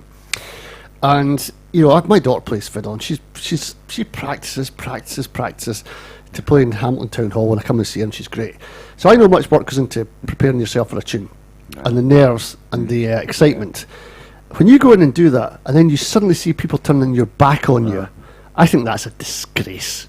And there was no thought of your pure politics. And remember when the SNP walked out of Parliament, they were absolutely lambasted for disrupting Parliament and going their own way, and it's a stunt and all the rest of it. And what do you hear about that? Hardly anything on the news. No. It was just matter of fact, the Brexit Party have made a staged a demonstration in the European Parliament. That was it. To be fair, some outlets did highlight that Nazi party angle. When they did that. If I can throw in one possible candidate for Walloper of the Week, there might be. I mean, he could probably get this every week, but the fact that Donald Trump essentially militarised the July 4th, the Independence Day parade for the first time in history, and then in his own speech referred to the Continental Army shutting down all the airports during the War of Independence, and I think he blamed the teleprompter after it, but he'd be a good candidate. I've got one. Right. Ian Murray. Oh, right. Is this the nationalism thing? Ian Murray suggests all nationalisms are the same. The civic nationalism, the inclusive civic nationalism of the SNP is somehow the same as the English nationalism of. I'll just remind the listeners, John, how this came about. Stupid. This came about because he said that Farage is splitting up a union, European Union, and Sturgeon is splitting up a union. So, they're both splitting up unions. They're both the same. Totally missing the point on everything. That's I'll write that one down, actually. That's a good shout. Ian Murray. Just write that down. Imagine Tommy Robinson's also a good shout for, Walloper of the day or week or he wouldn't know what decade. a Walloper was, though. I suppose he might not, but one of the things, just when cause I was talking to a friend about this recently, is when you see the likes of Farage or Tommy Robinson demonstrating, and you do tend to get a very specific kind of people turning up to these rallies, tend to be white, male, etc. One of the sort of hypocrisies or ironies of it that is never pointed out and always gives me a giggle when you see these rallies is a lot of these sort of hyper nationalistic people are very, very proudly but politically wearing an England football top when they're protesting against immigration, when you only actually have to look at the England team's performance at the World Cup last year, is that football team, that footballing nation, has demonstrably benefited from immigration. Indeed. So these guys that are sort of wearing their three lions at these rallies and saying, send them all home and all that kind of nonsense, is they seem to have very, very short memories. Indeed they do. Oh, good point. Well made, David. I think there's an explanation for that. I mean, I've never actually spoken to any of these people, so I'm guessing here. But I think they would see these England footballers as a bit like a kind of mercenary who we hire. We hire to play for us. And so we can have, but we don't want lots of them. We'll just buy them from different countries and so on, and we'll have them play for us. And it's analogous, I suppose, to the Roman Empire, and it's apparent tolerance sometimes of people from other parts of the world, as long as they fought for them. Yeah, that's right. And the same with the Scottish regiments in World Wars, useful. Now, that's very useful. Now, as promised before, we're going to have a look at, this band. I kind of get the one you were asking for, Emily. All right. But I've got First Aid Kit to Live a Life.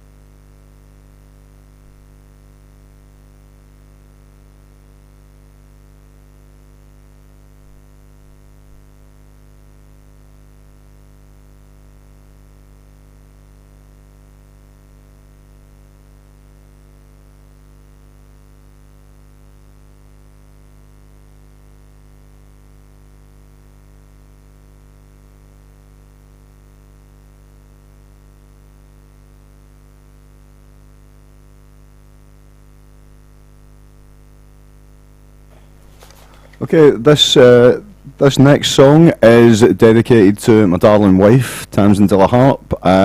Missing you, sweetheart, and I will look forward to our anniversary in 5 days. This is a wee bit of Bob Dylan for you. Listen, Oh, that's a nice wee touch. You'll love that. listen, I have to do that as well now. My wife will be listening. I'll have to do this. Can I choose the Four Tops Bernadette? Oh, sorry. Of course you can. What one? Four Tops Bernadette? The mics are still on. I've just switched them off.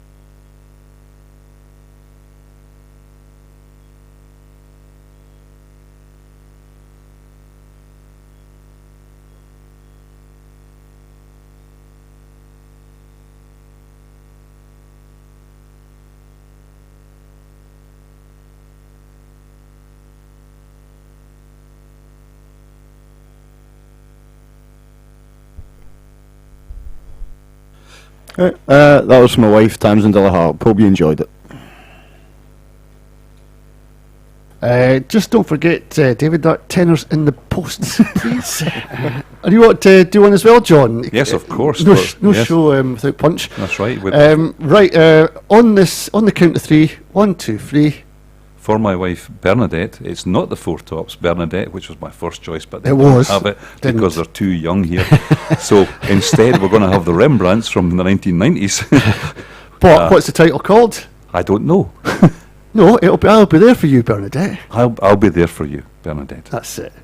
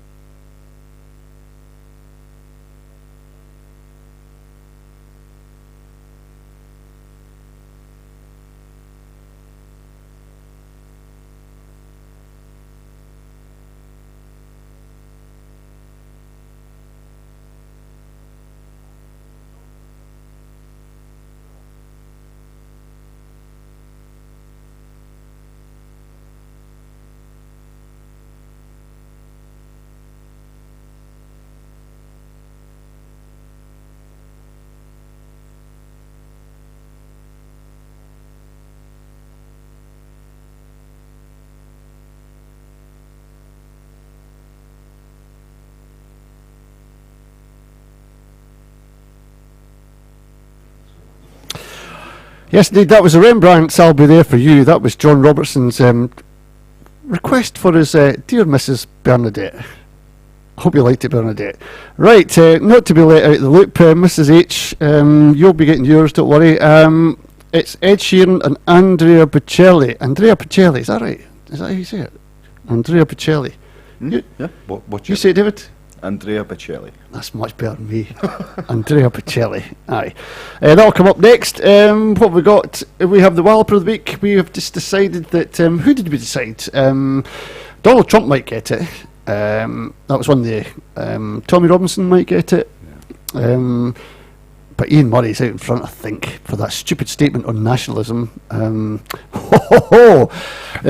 Choice is yours. Get in touch. Usual indielive.radio website. Scroll down at the bottom and you'll get the chat box and let us know who your Walloper of the Week is. Right, one thing I haven't done is put jingles on, but I'll try and get that sorted after Perfect, because that's what we are. Oh, I know. I'm actually... Oh, it's live.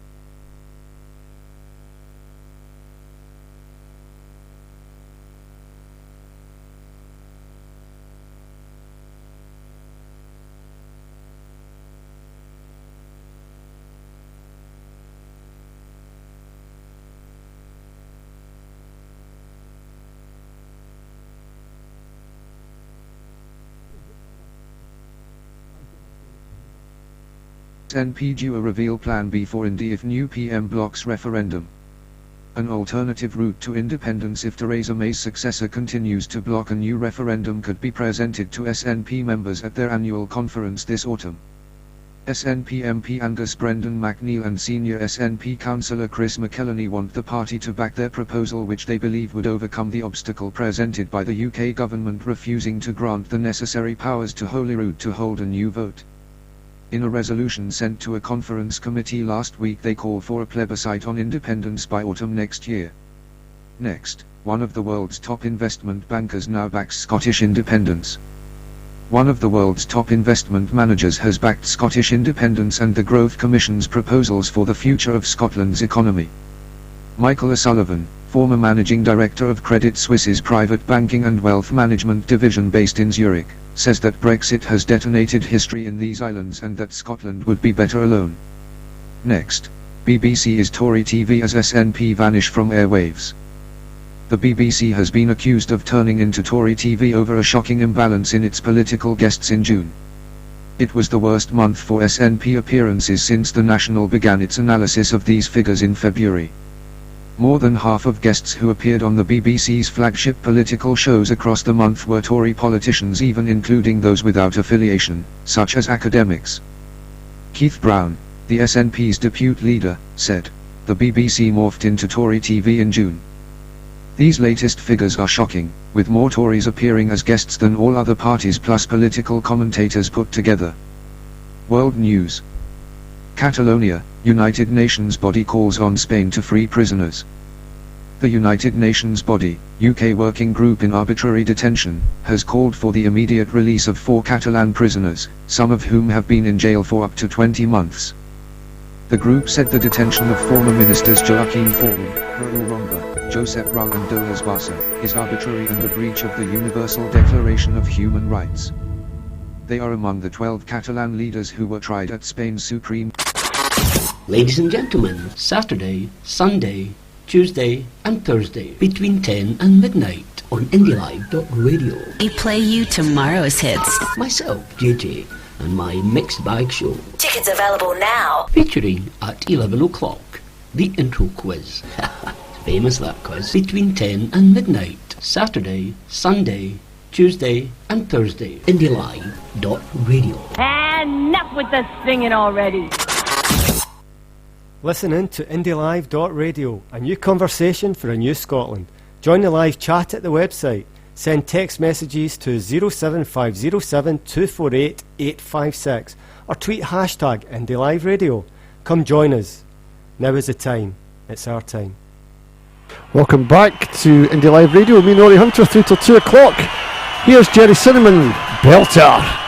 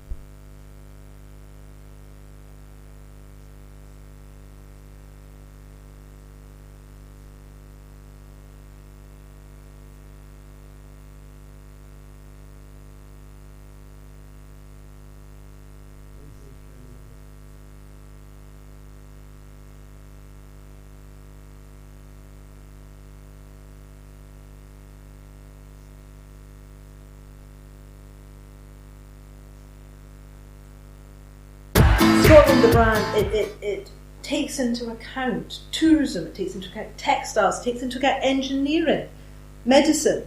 I mean, we as a nation are recognised for being a nation of innovators and all about quality. So when the Kenyans decided that they wanted to develop a potato, because quite frankly everything in life comes back to vegetables, when the Kenyans decided that they wanted to develop a potato that was going to feed their people, be suitable for their climate, provide a source of income, they sort of looked around the world and said, well, where can we go? What can we do? And they looked at Scotland, because Scotland's reputation as a seed potato exporter is unrivaled.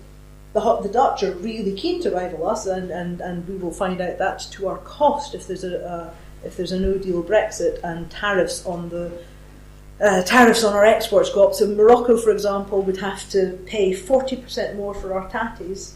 It's not going to happen. So the Dutch are actually really keen on there being a no-deal Brexit, because their exports are going to just go through the roof. So the Kenyans looked at Scotland's seed potatoes. And one of the reasons our seed potatoes are so good is because our weather is so rubbish.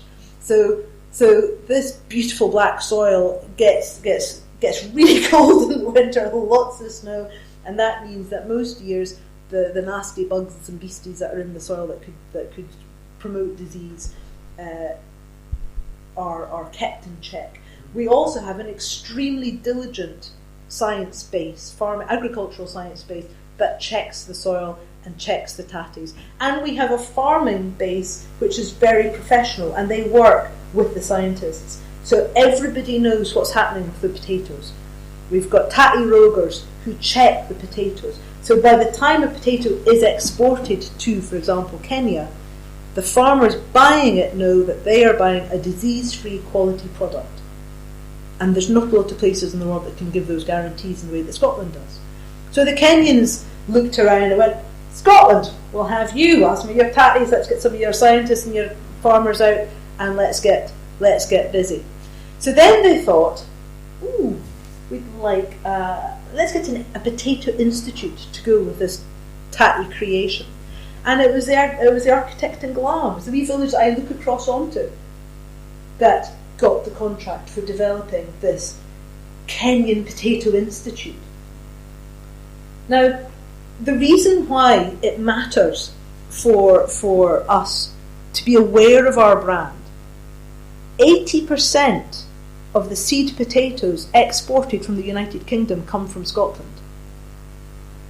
When the Tatties project in Kenya was declared a success, you go online, you will see half of the papers describe it as a great British success story. Now, I do not begrudge the tatty farmers in Kent or Jersey or Yorkshire their successes. I wish them all the very best. But if you're talking market share, if you're talking about a great British success story, there's nothing to stop an external importer looking, well, if it's all the same, we'll go down there. That's not the point. The point is, it's a Scottish success story, it's our success story, let's get some of that back. And also for our reputation. We don't want our reputation to be sullied by substandard seed tatties, quite frankly. So, well, there you go. Can you hear me all right? Hear you, yes. You can hear me, but you couldn't hear that audio? No. Well, I'll have to talk you right through that audio. This is what happens when we press that 1-2 button that gets the live stream out to Facebook, but it doesn't come to you. It gets diverted that way. So, what she was talking about, first of all, was the humble seed potato in Scotland. Why is it so good? Well, it's because of our climate to start with. Our bad winters mean that the germs don't get to harvest in the tatty, and the seed becomes impervious to it. The second, one of the big things about the Scottish tatty as well is that in Scotland we have uniquely, and this is unique to the world, we have a farm base and a science base working together. So anything that comes up, the universities can take on, and the farmers can give the experience to that development in the universities and work hand in hand. And she also mentioned the tatty hawkers taking out bad tatties. not to spoil the crops, and then those bad tatties get examined. Why are they bad?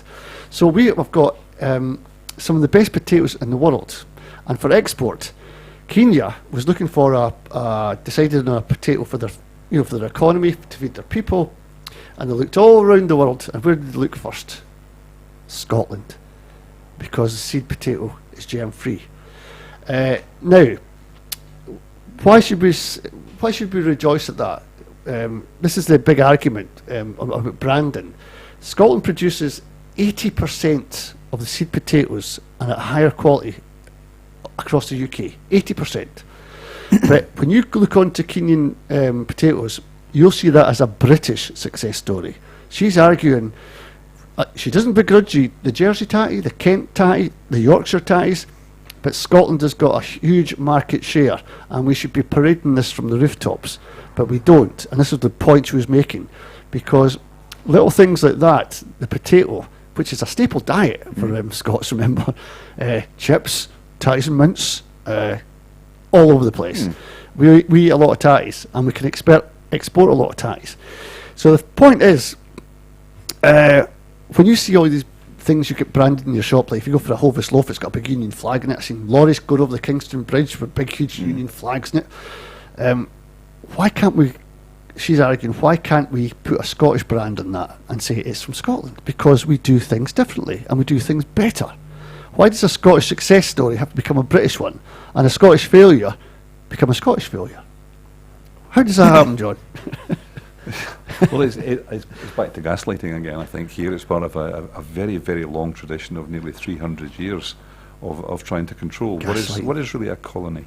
I mean, there is the suggestion that there was a union, but there wasn't a union in any kind of meaningful sense. The people of Scotland rioted in the streets, and a very small number of aristocratic white males made a decision to sign up for the British Union.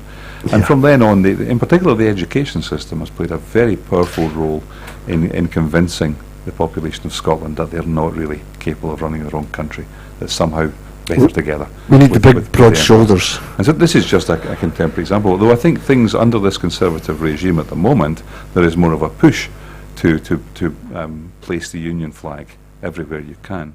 And I've noticed it in local supermarkets. The exception seems to be interesting, the two German-owned suppliers, Aldi and Lidl. You're more likely to find a St Andrew's Cross on food supply there than you are with... A bit closer, yes, right, okay. It's all right, John. Just keep. Yeah, keep going. I keep going. Yeah. I didn't really expect to be talking about tatties. I must admit, when I got here, I'm not a big tatty fan personally. Well, I like rice. All right. David, did you know that about the Scottish potato? How successful it was across the globe? No, certainly as well versed I am in potato goings on. It's not something I knew by any means, but I think if it comes back to that that wider aspect about branding, I think it's only a small factor, but it is an important one that these are discussing, because of that fact, if particular products or outputs aren't highlighted as being from Scotland, that ties into this same argument that we were talking about earlier about like too wee, too poor, too stupid. You can't produce enough of your own. And obviously, I don't think it's the kind of thing that's going to swing many votes, but it might be the kind of thing that helps generate that sort of wider societal belief that Scotland can stand on its own 2 feet. And it's only a small thing, but it's a little factor and it contributes. It's just a wee thing, but it just shows how developed in the world and how the world sees us. Kenya comes straight over because they looked around the world. Where's the best potatoes? Oh, Scotland. Holland are rubbing their hands with glee because they hope to get the Kenyan market, which is quite lucrative, because the tariffs put after Brexit on the potato to get it to Kenya will be too high. So they'll go to the European Union and get the tatties at the same price they're getting now. They will not be getting a germ-free tatty, and that's crucial for how their land is, mosquitoes and all kinds of things, locusts and I don't know what else. But the germs aren't there for the other animals to feed on. It's a perfect potato. And that's because this comes to the... we've done the 2 Now, the 2 stupid bit, we've got universities and farmers working hand in hand together. And we've even got a potato institute in Scotland, looking at how we perfect potatoes, even in bad weathers, in good weather, in hot weathers? Do we still get our ties? How can we produce the ties that we need? This is a basic function of our democracy. Feed your people. Now, I just like to say to anyone out there, go a month without fish and chips. Your chips, just get your fish. You could jog because you like ties, but go for your rice and fish then, whatever it is. But fish and chips is a staple for a lot of people. Like weekends, Friday nights, Saturday nights, after the football, blah blah blah.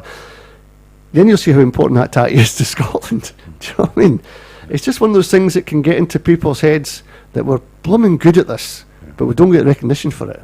That's the whole point she's making. The 80% figure that you referred to there, that Scotland's producing about 80% of Britain's seed potatoes, and it reminds me of something which I write about in my blog quite a lot. It's a meme, the 8% meme. Scotland is 8% of the population, but as you pointed out, 80% of the seed potatoes. And there's a certain kind of comedic value in that one, but Scotland also has 8% of the population and 25% of all of Britain's food and drink exports. Yeah. And yet, allegedly, we couldn't look after us. And it's endless. You can make a list, and if people go to my blog, Talking Up Scotland, they will see, if they search for 8%, they will find endless stories where I find examples of Scotland having 8% of the population, but 80% of the wind power or whatever, and the list is almost endless. Can we use that, John, in the show for further shows? Some of your material. Absolutely. Brilliant. Yeah. I might get you back in, actually. Yeah, Perrius.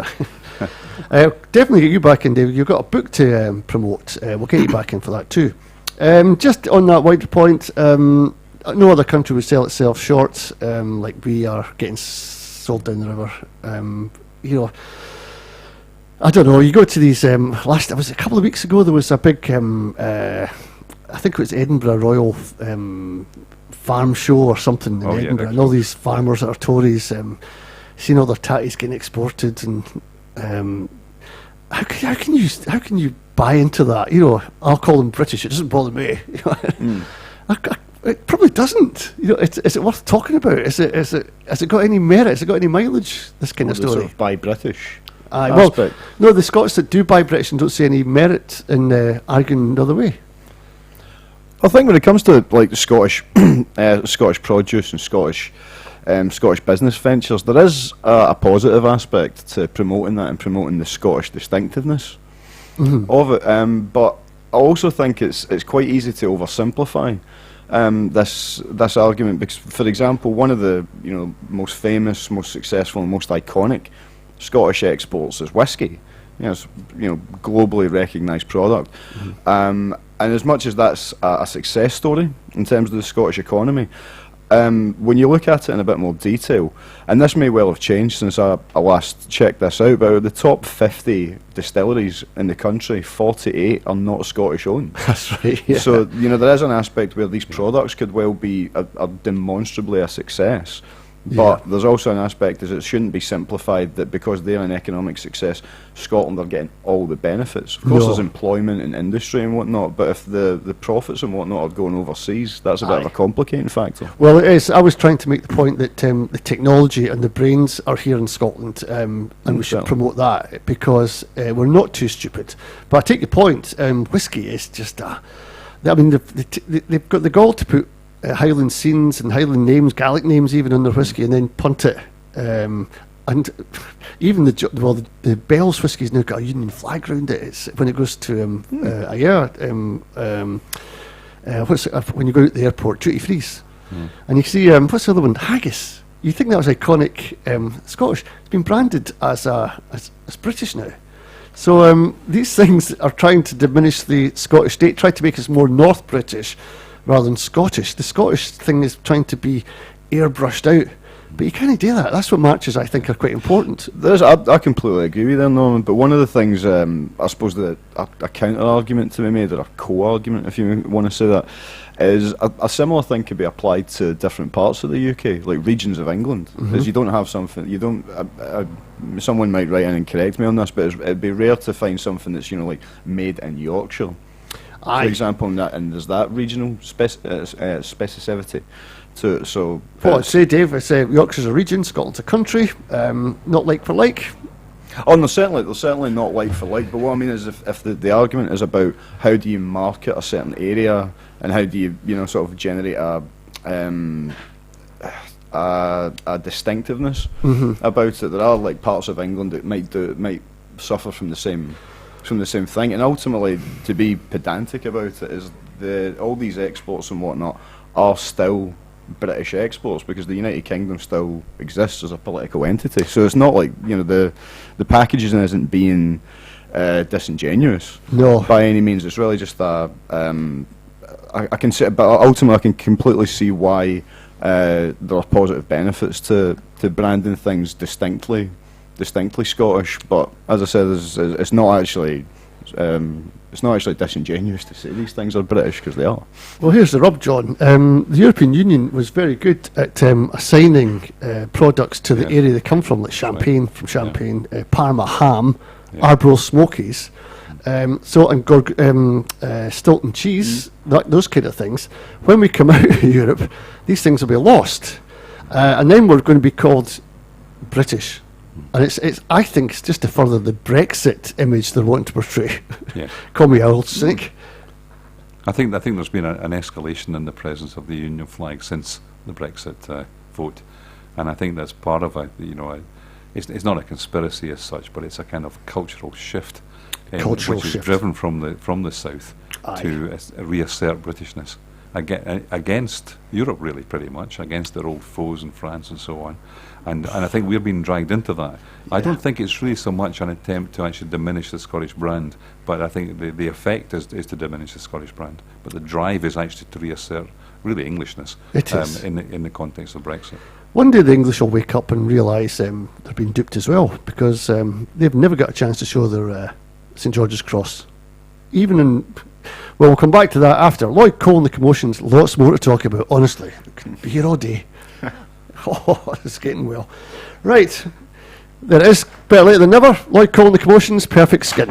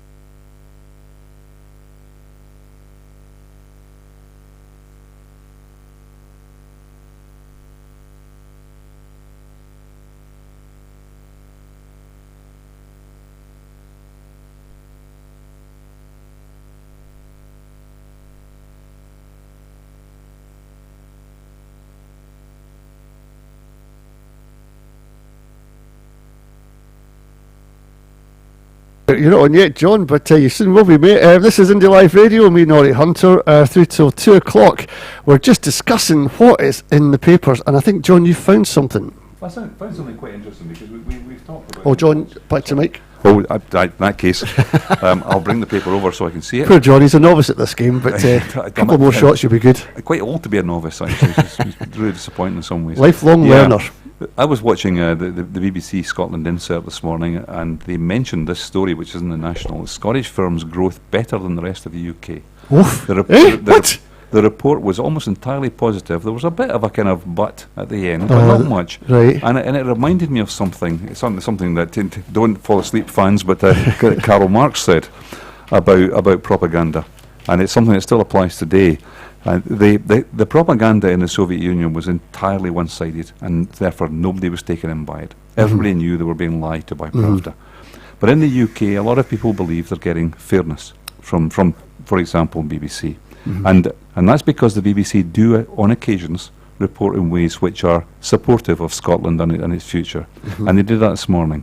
But what Karl Marx did was he called that, he wasn't around to talk about reporting Scotland, obviously, but he called that repressive tolerance.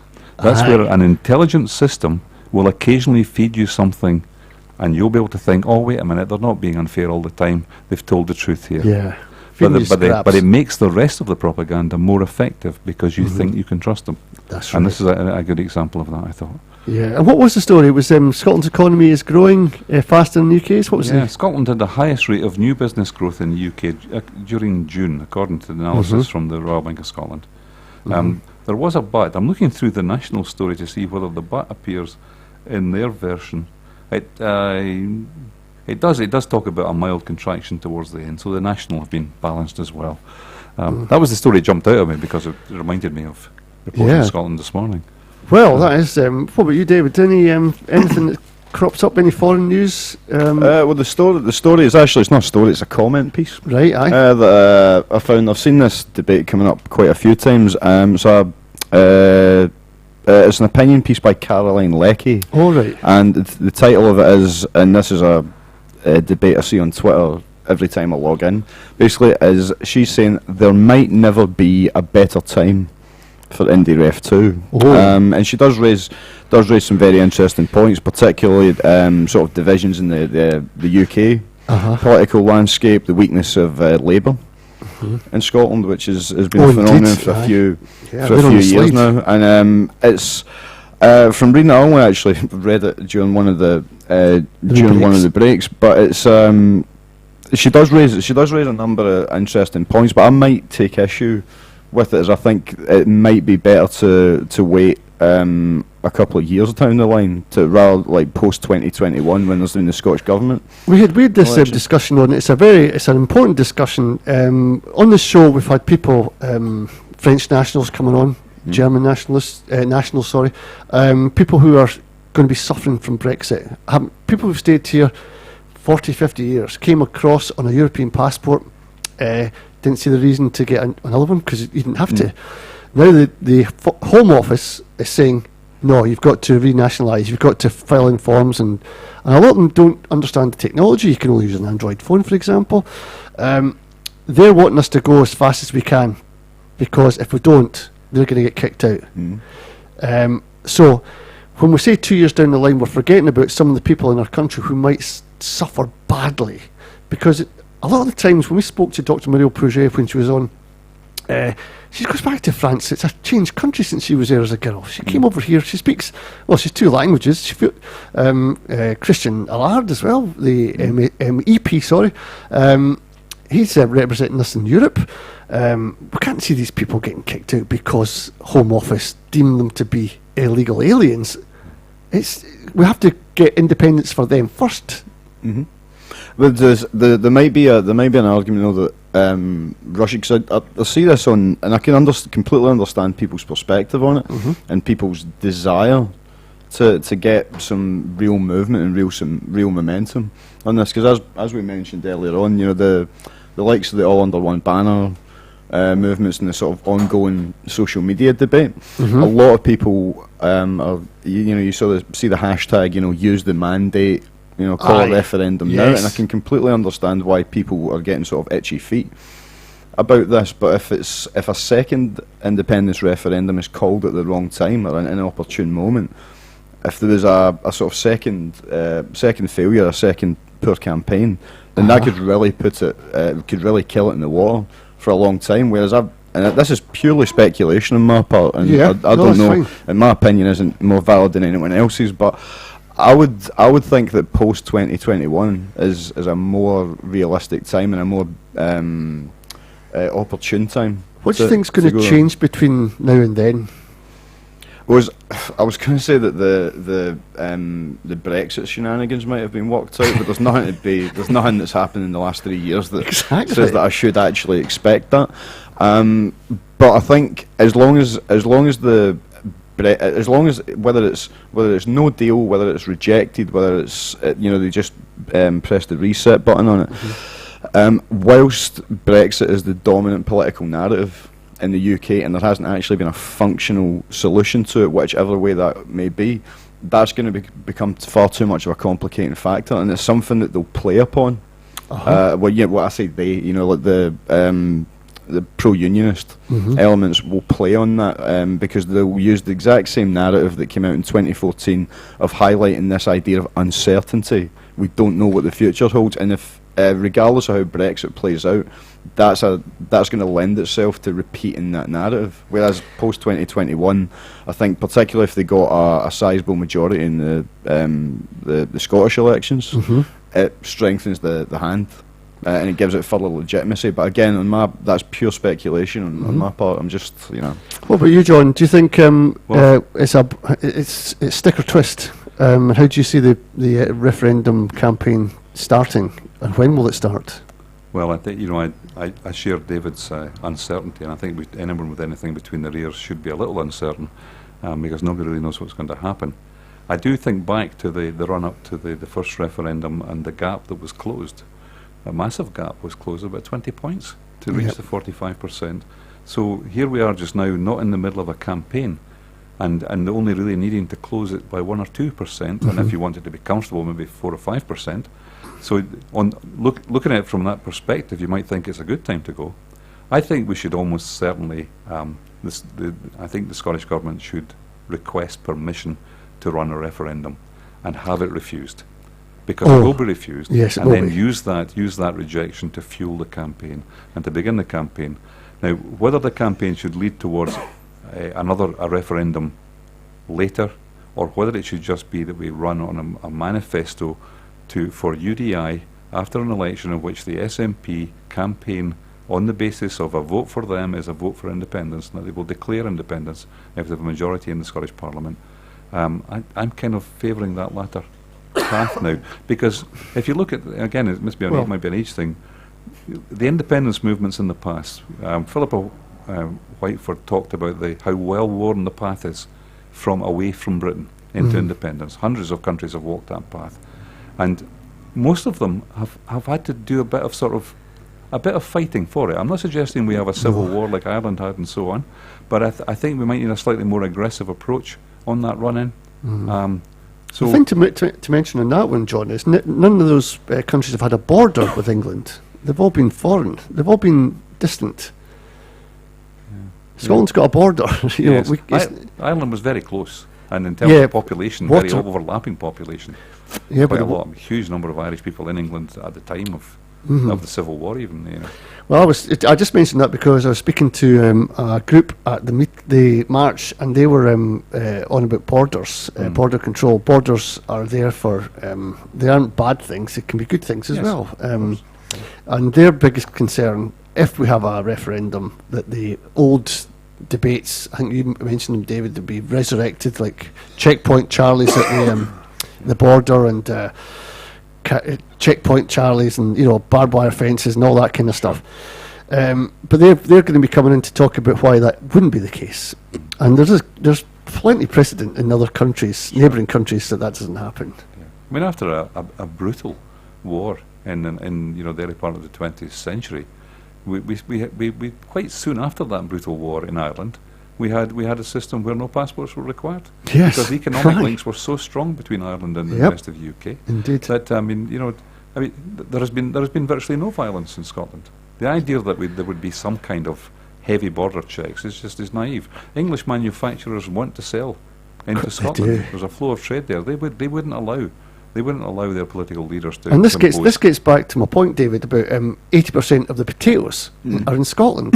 Surely, if we get independent, they would want to buy those potatoes, wouldn't they? Yeah, I They think want Yeah. trade moves backwards and forwards. there may well be. Again, I sort of feel like I'm playing like devil's advocate with some of these things. Like, No, because go for it. because me and John and several times we sat and had coffee or lunch or that together. You know, normally agree very, very wholeheartedly, and I'm not disagreeing in this. But when you mentioned about the border, as I think that's again like sort of post Brexit, post independence, is another complicating factor which hasn't really been addressed in the detail that I think it deserves, because whilst there's a lot of positive talk about Scotland's that Scotland would now, as opposed to what they were saying in 2014, Scotland would be welcomed into the EU Yes, with open arms and yes. whatnot, and Aye. that narrative's changed from the European side. It has. But another aspect which I think is very specifically geographically based, but has to be addressed at some point, is that I'm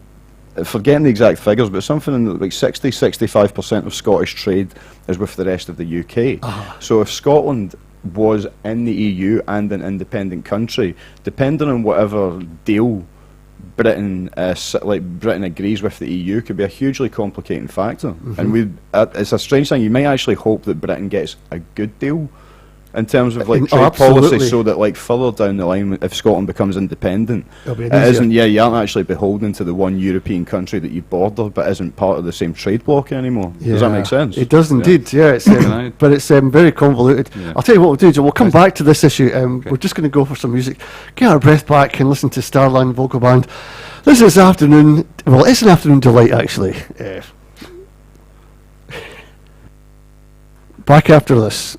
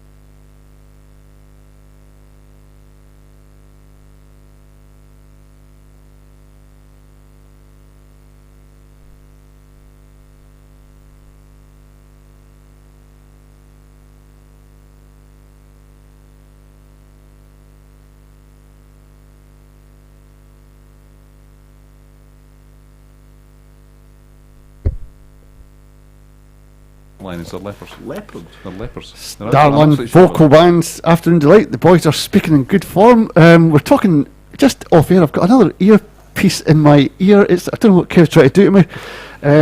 Well, right, we're ready to go again for the last 20, gentlemen. Women's football. What do you think? Enjoy it? Dramatic improvements in the last 10 years in terms of pace, power, accuracy, skill, and so on. It's really a huge difference, and it's very watchable and very enjoyable. What about the coverage, David? What do you think of the coverage on BBC of the football? The thing is, I've only actually had time just because of work commitments and stuff to catch like a little. Are bit you a of the football coverage. fan? Oh, huge football. Well, by one manner of speaking, because I support Motherwell, but I suppose I can still say I'm a football fan. But the thing is, the BBC coverage, I think it's been very professional. I think it's avoided the trap that could have happened, as it could have come across as condescending, because there is very much this drive to push women's football and celebrate it, which is definitely a good thing. Mm-hmm.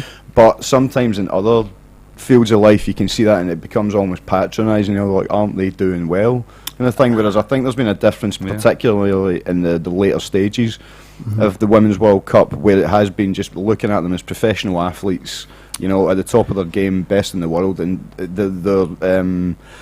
think the fact that it's been it's certainly normalised.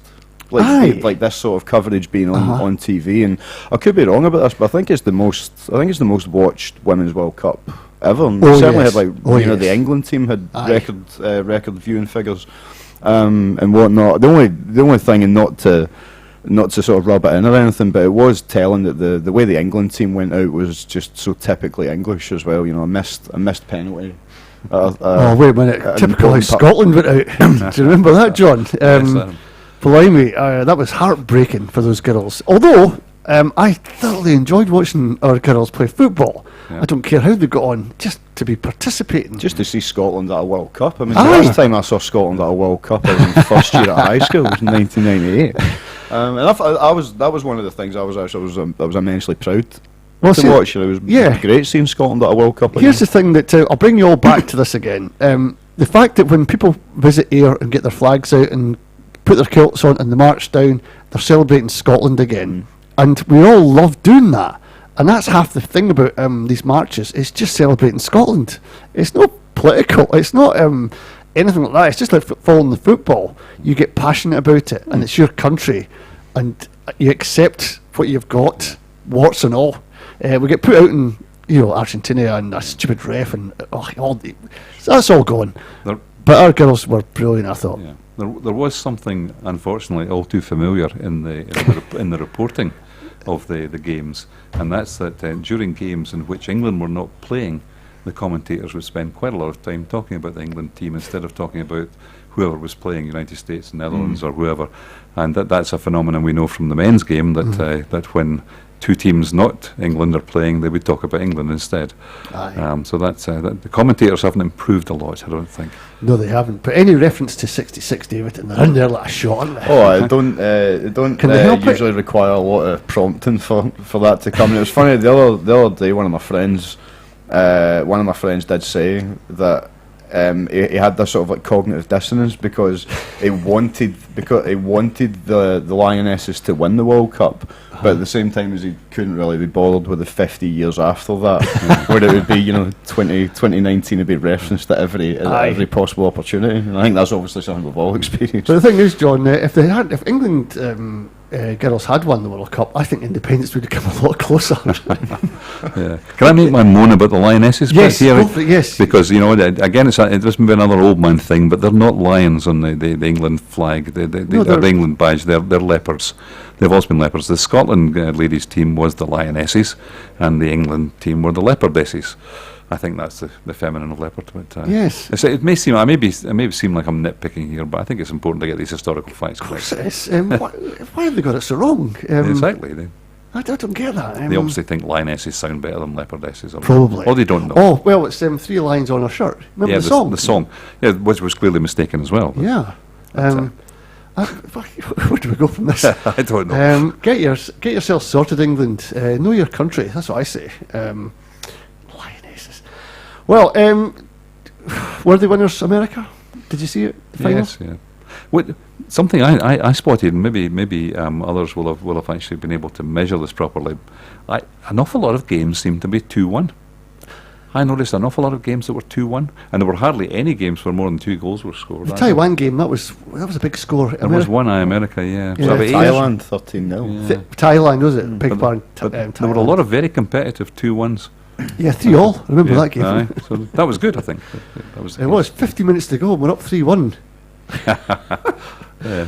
I'm not sure. No. No, I think the US. I mean, ultimately they were they played out the script that everyone expected. Everyone expected the USA to be in the final stages, if not lifting the trophy. But there's that. I mean, I suppose the one of the most positive things that's resulted from the World Cup, I think, is because not only is it showcasing how good women's football can be, but one of the other aspects is because you have sort of superstars like Morgan at the USA and whatnot, and she's branched out, she's a bit of a media personality.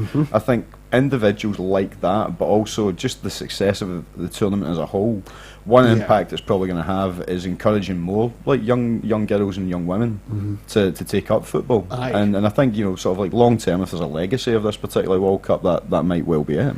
Well, I hope so. I hope it's not like the Commonwealth Games where when they came to Glasgow and we thought everybody would take up bowls and cycling and all the rest of it. Well, it did have a significant impact of youngsters taking up sports that weren't normally their thing. Like there was a velodrome for the cyclists in Parkhead, for example. More girls took up volleyball because that was a very, very high-profile sport that was on there too. Football, I hope, will develop that, and I hope the girls don't meet this glass ceiling, of pay like they do in tennis, or they have over the years. Tennis men's champions have got millions more than the women's have got. And what's that noise in the background? Can you hear something? Oh, that's some music coming. That's Amy McDonald. We'll have to. I'll tell you what. We'll play some music. We'll come back to women's sport. John's not got his headphones on. There's no Amy sound. McDonald, Mr. Rock and Roll.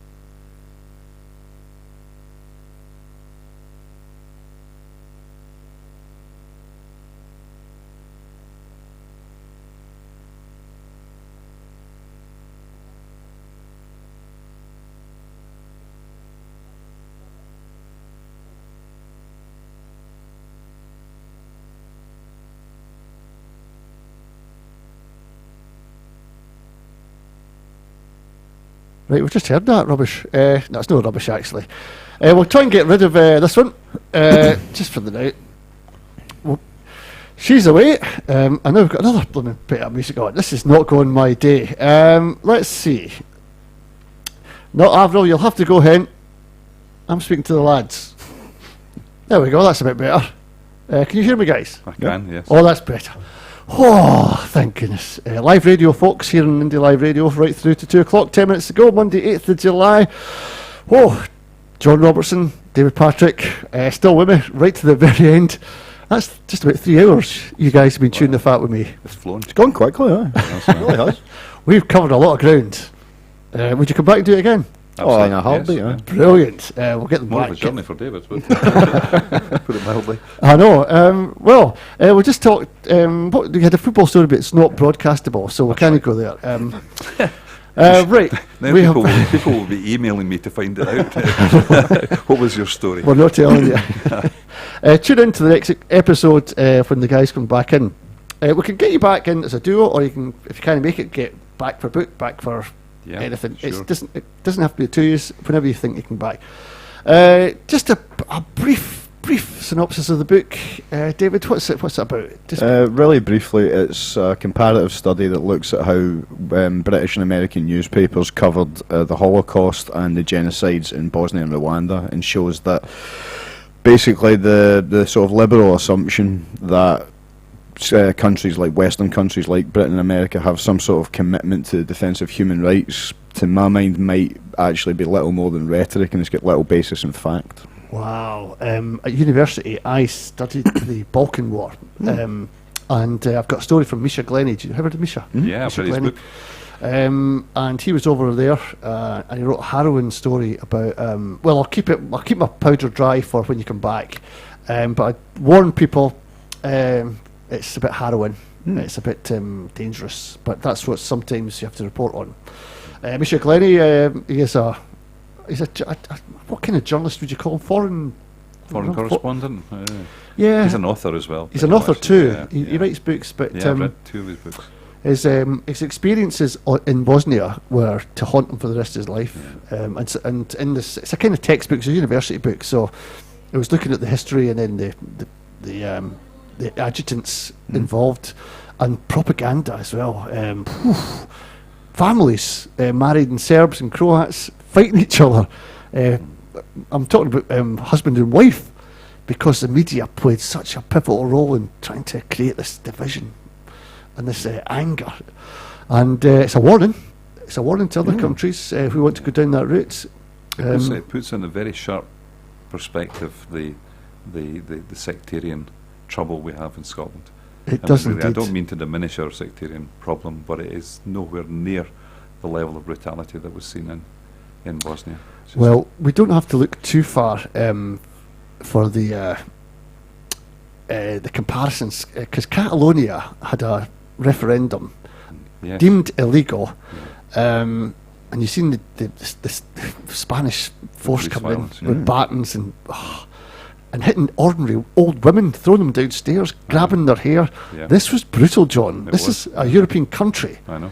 And part of the perhaps the worst part of all that was how Europe stood by and did nothing. Yes, the EU have been a big disappointment on that. Yeah. It's an important point to say about Spain, though, that Spain is a modern democracy now, but Spain hasn't long been a modern democracy. I mean, Spain was a fascist dictatorship I know. for the 1960s, 70s, I can't remember exactly when it changed. So the violence is close to the surface. The older people in Spain remember the violence. They've seen it. They know where the bodies are buried. Yeah. So to compare as I think reporting Scotland commentators have at time, to compare Scotland with, for example, Croatia, Serbia or Spain or whatever, I think is unfair to us, because we have a long history of non-violent protest in this country. Was that term, that term balkanisation was used a lot in the coverage of from 2014. That's right. And as John said, it's not really legitimate. When you know the two examples aren't really comparable at all. If you wouldn't mind, though, one of the things I actually forgot to mention when you asked me is I never said the name of the book, so maybe that might actually help anyone who might possibly be interested. It's called "Reporting Genocide, Media, Mass Violence and Human Rights." And where can they get a copy of this book? They can get a copy online. It was published originally through IB Taurus, but they've now been bought over by Bloomsbury, and it's available in hard copy and electronic format. I might get a copy myself, David, actually. How much is it selling for? I'll probably not say that online because it's a ridiculous amount. But if anybody wants, if anybody's interested in individual chapters or whatnot, they're more than welcome to get in contact with me on Twitter. Yeah, brilliant. I'll get you on Twitter after the show. Brilliant.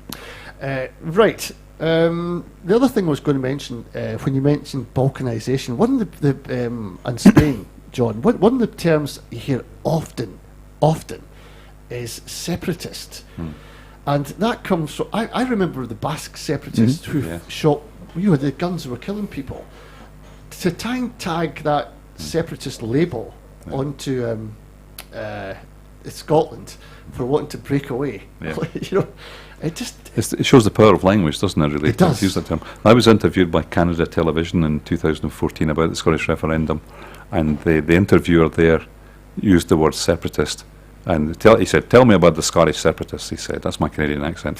And I said, "We don't like to use the word separatist." And he said, "Well, we use that word about the people in Quebec," he said. So the word to him, I don't think, was problematic. He didn't, I think it depends from one culture to another. I like to use the word, instead of nationalist, I like to use the word normalist. Yeah. Because I think what we're looking for here is normalisation of a country looking after itself, running itself. My daughter says, I says, "What do you think about Scotland, man?" She says, "What about independence?" She goes, "Independence is normal, Dad." Yes. And she's probably heard that from me, but it's true, isn't it? Yes. Right, listen, we're coming up to the end of the show. 13:57, it's been a joy, a pleasure having the two guys on.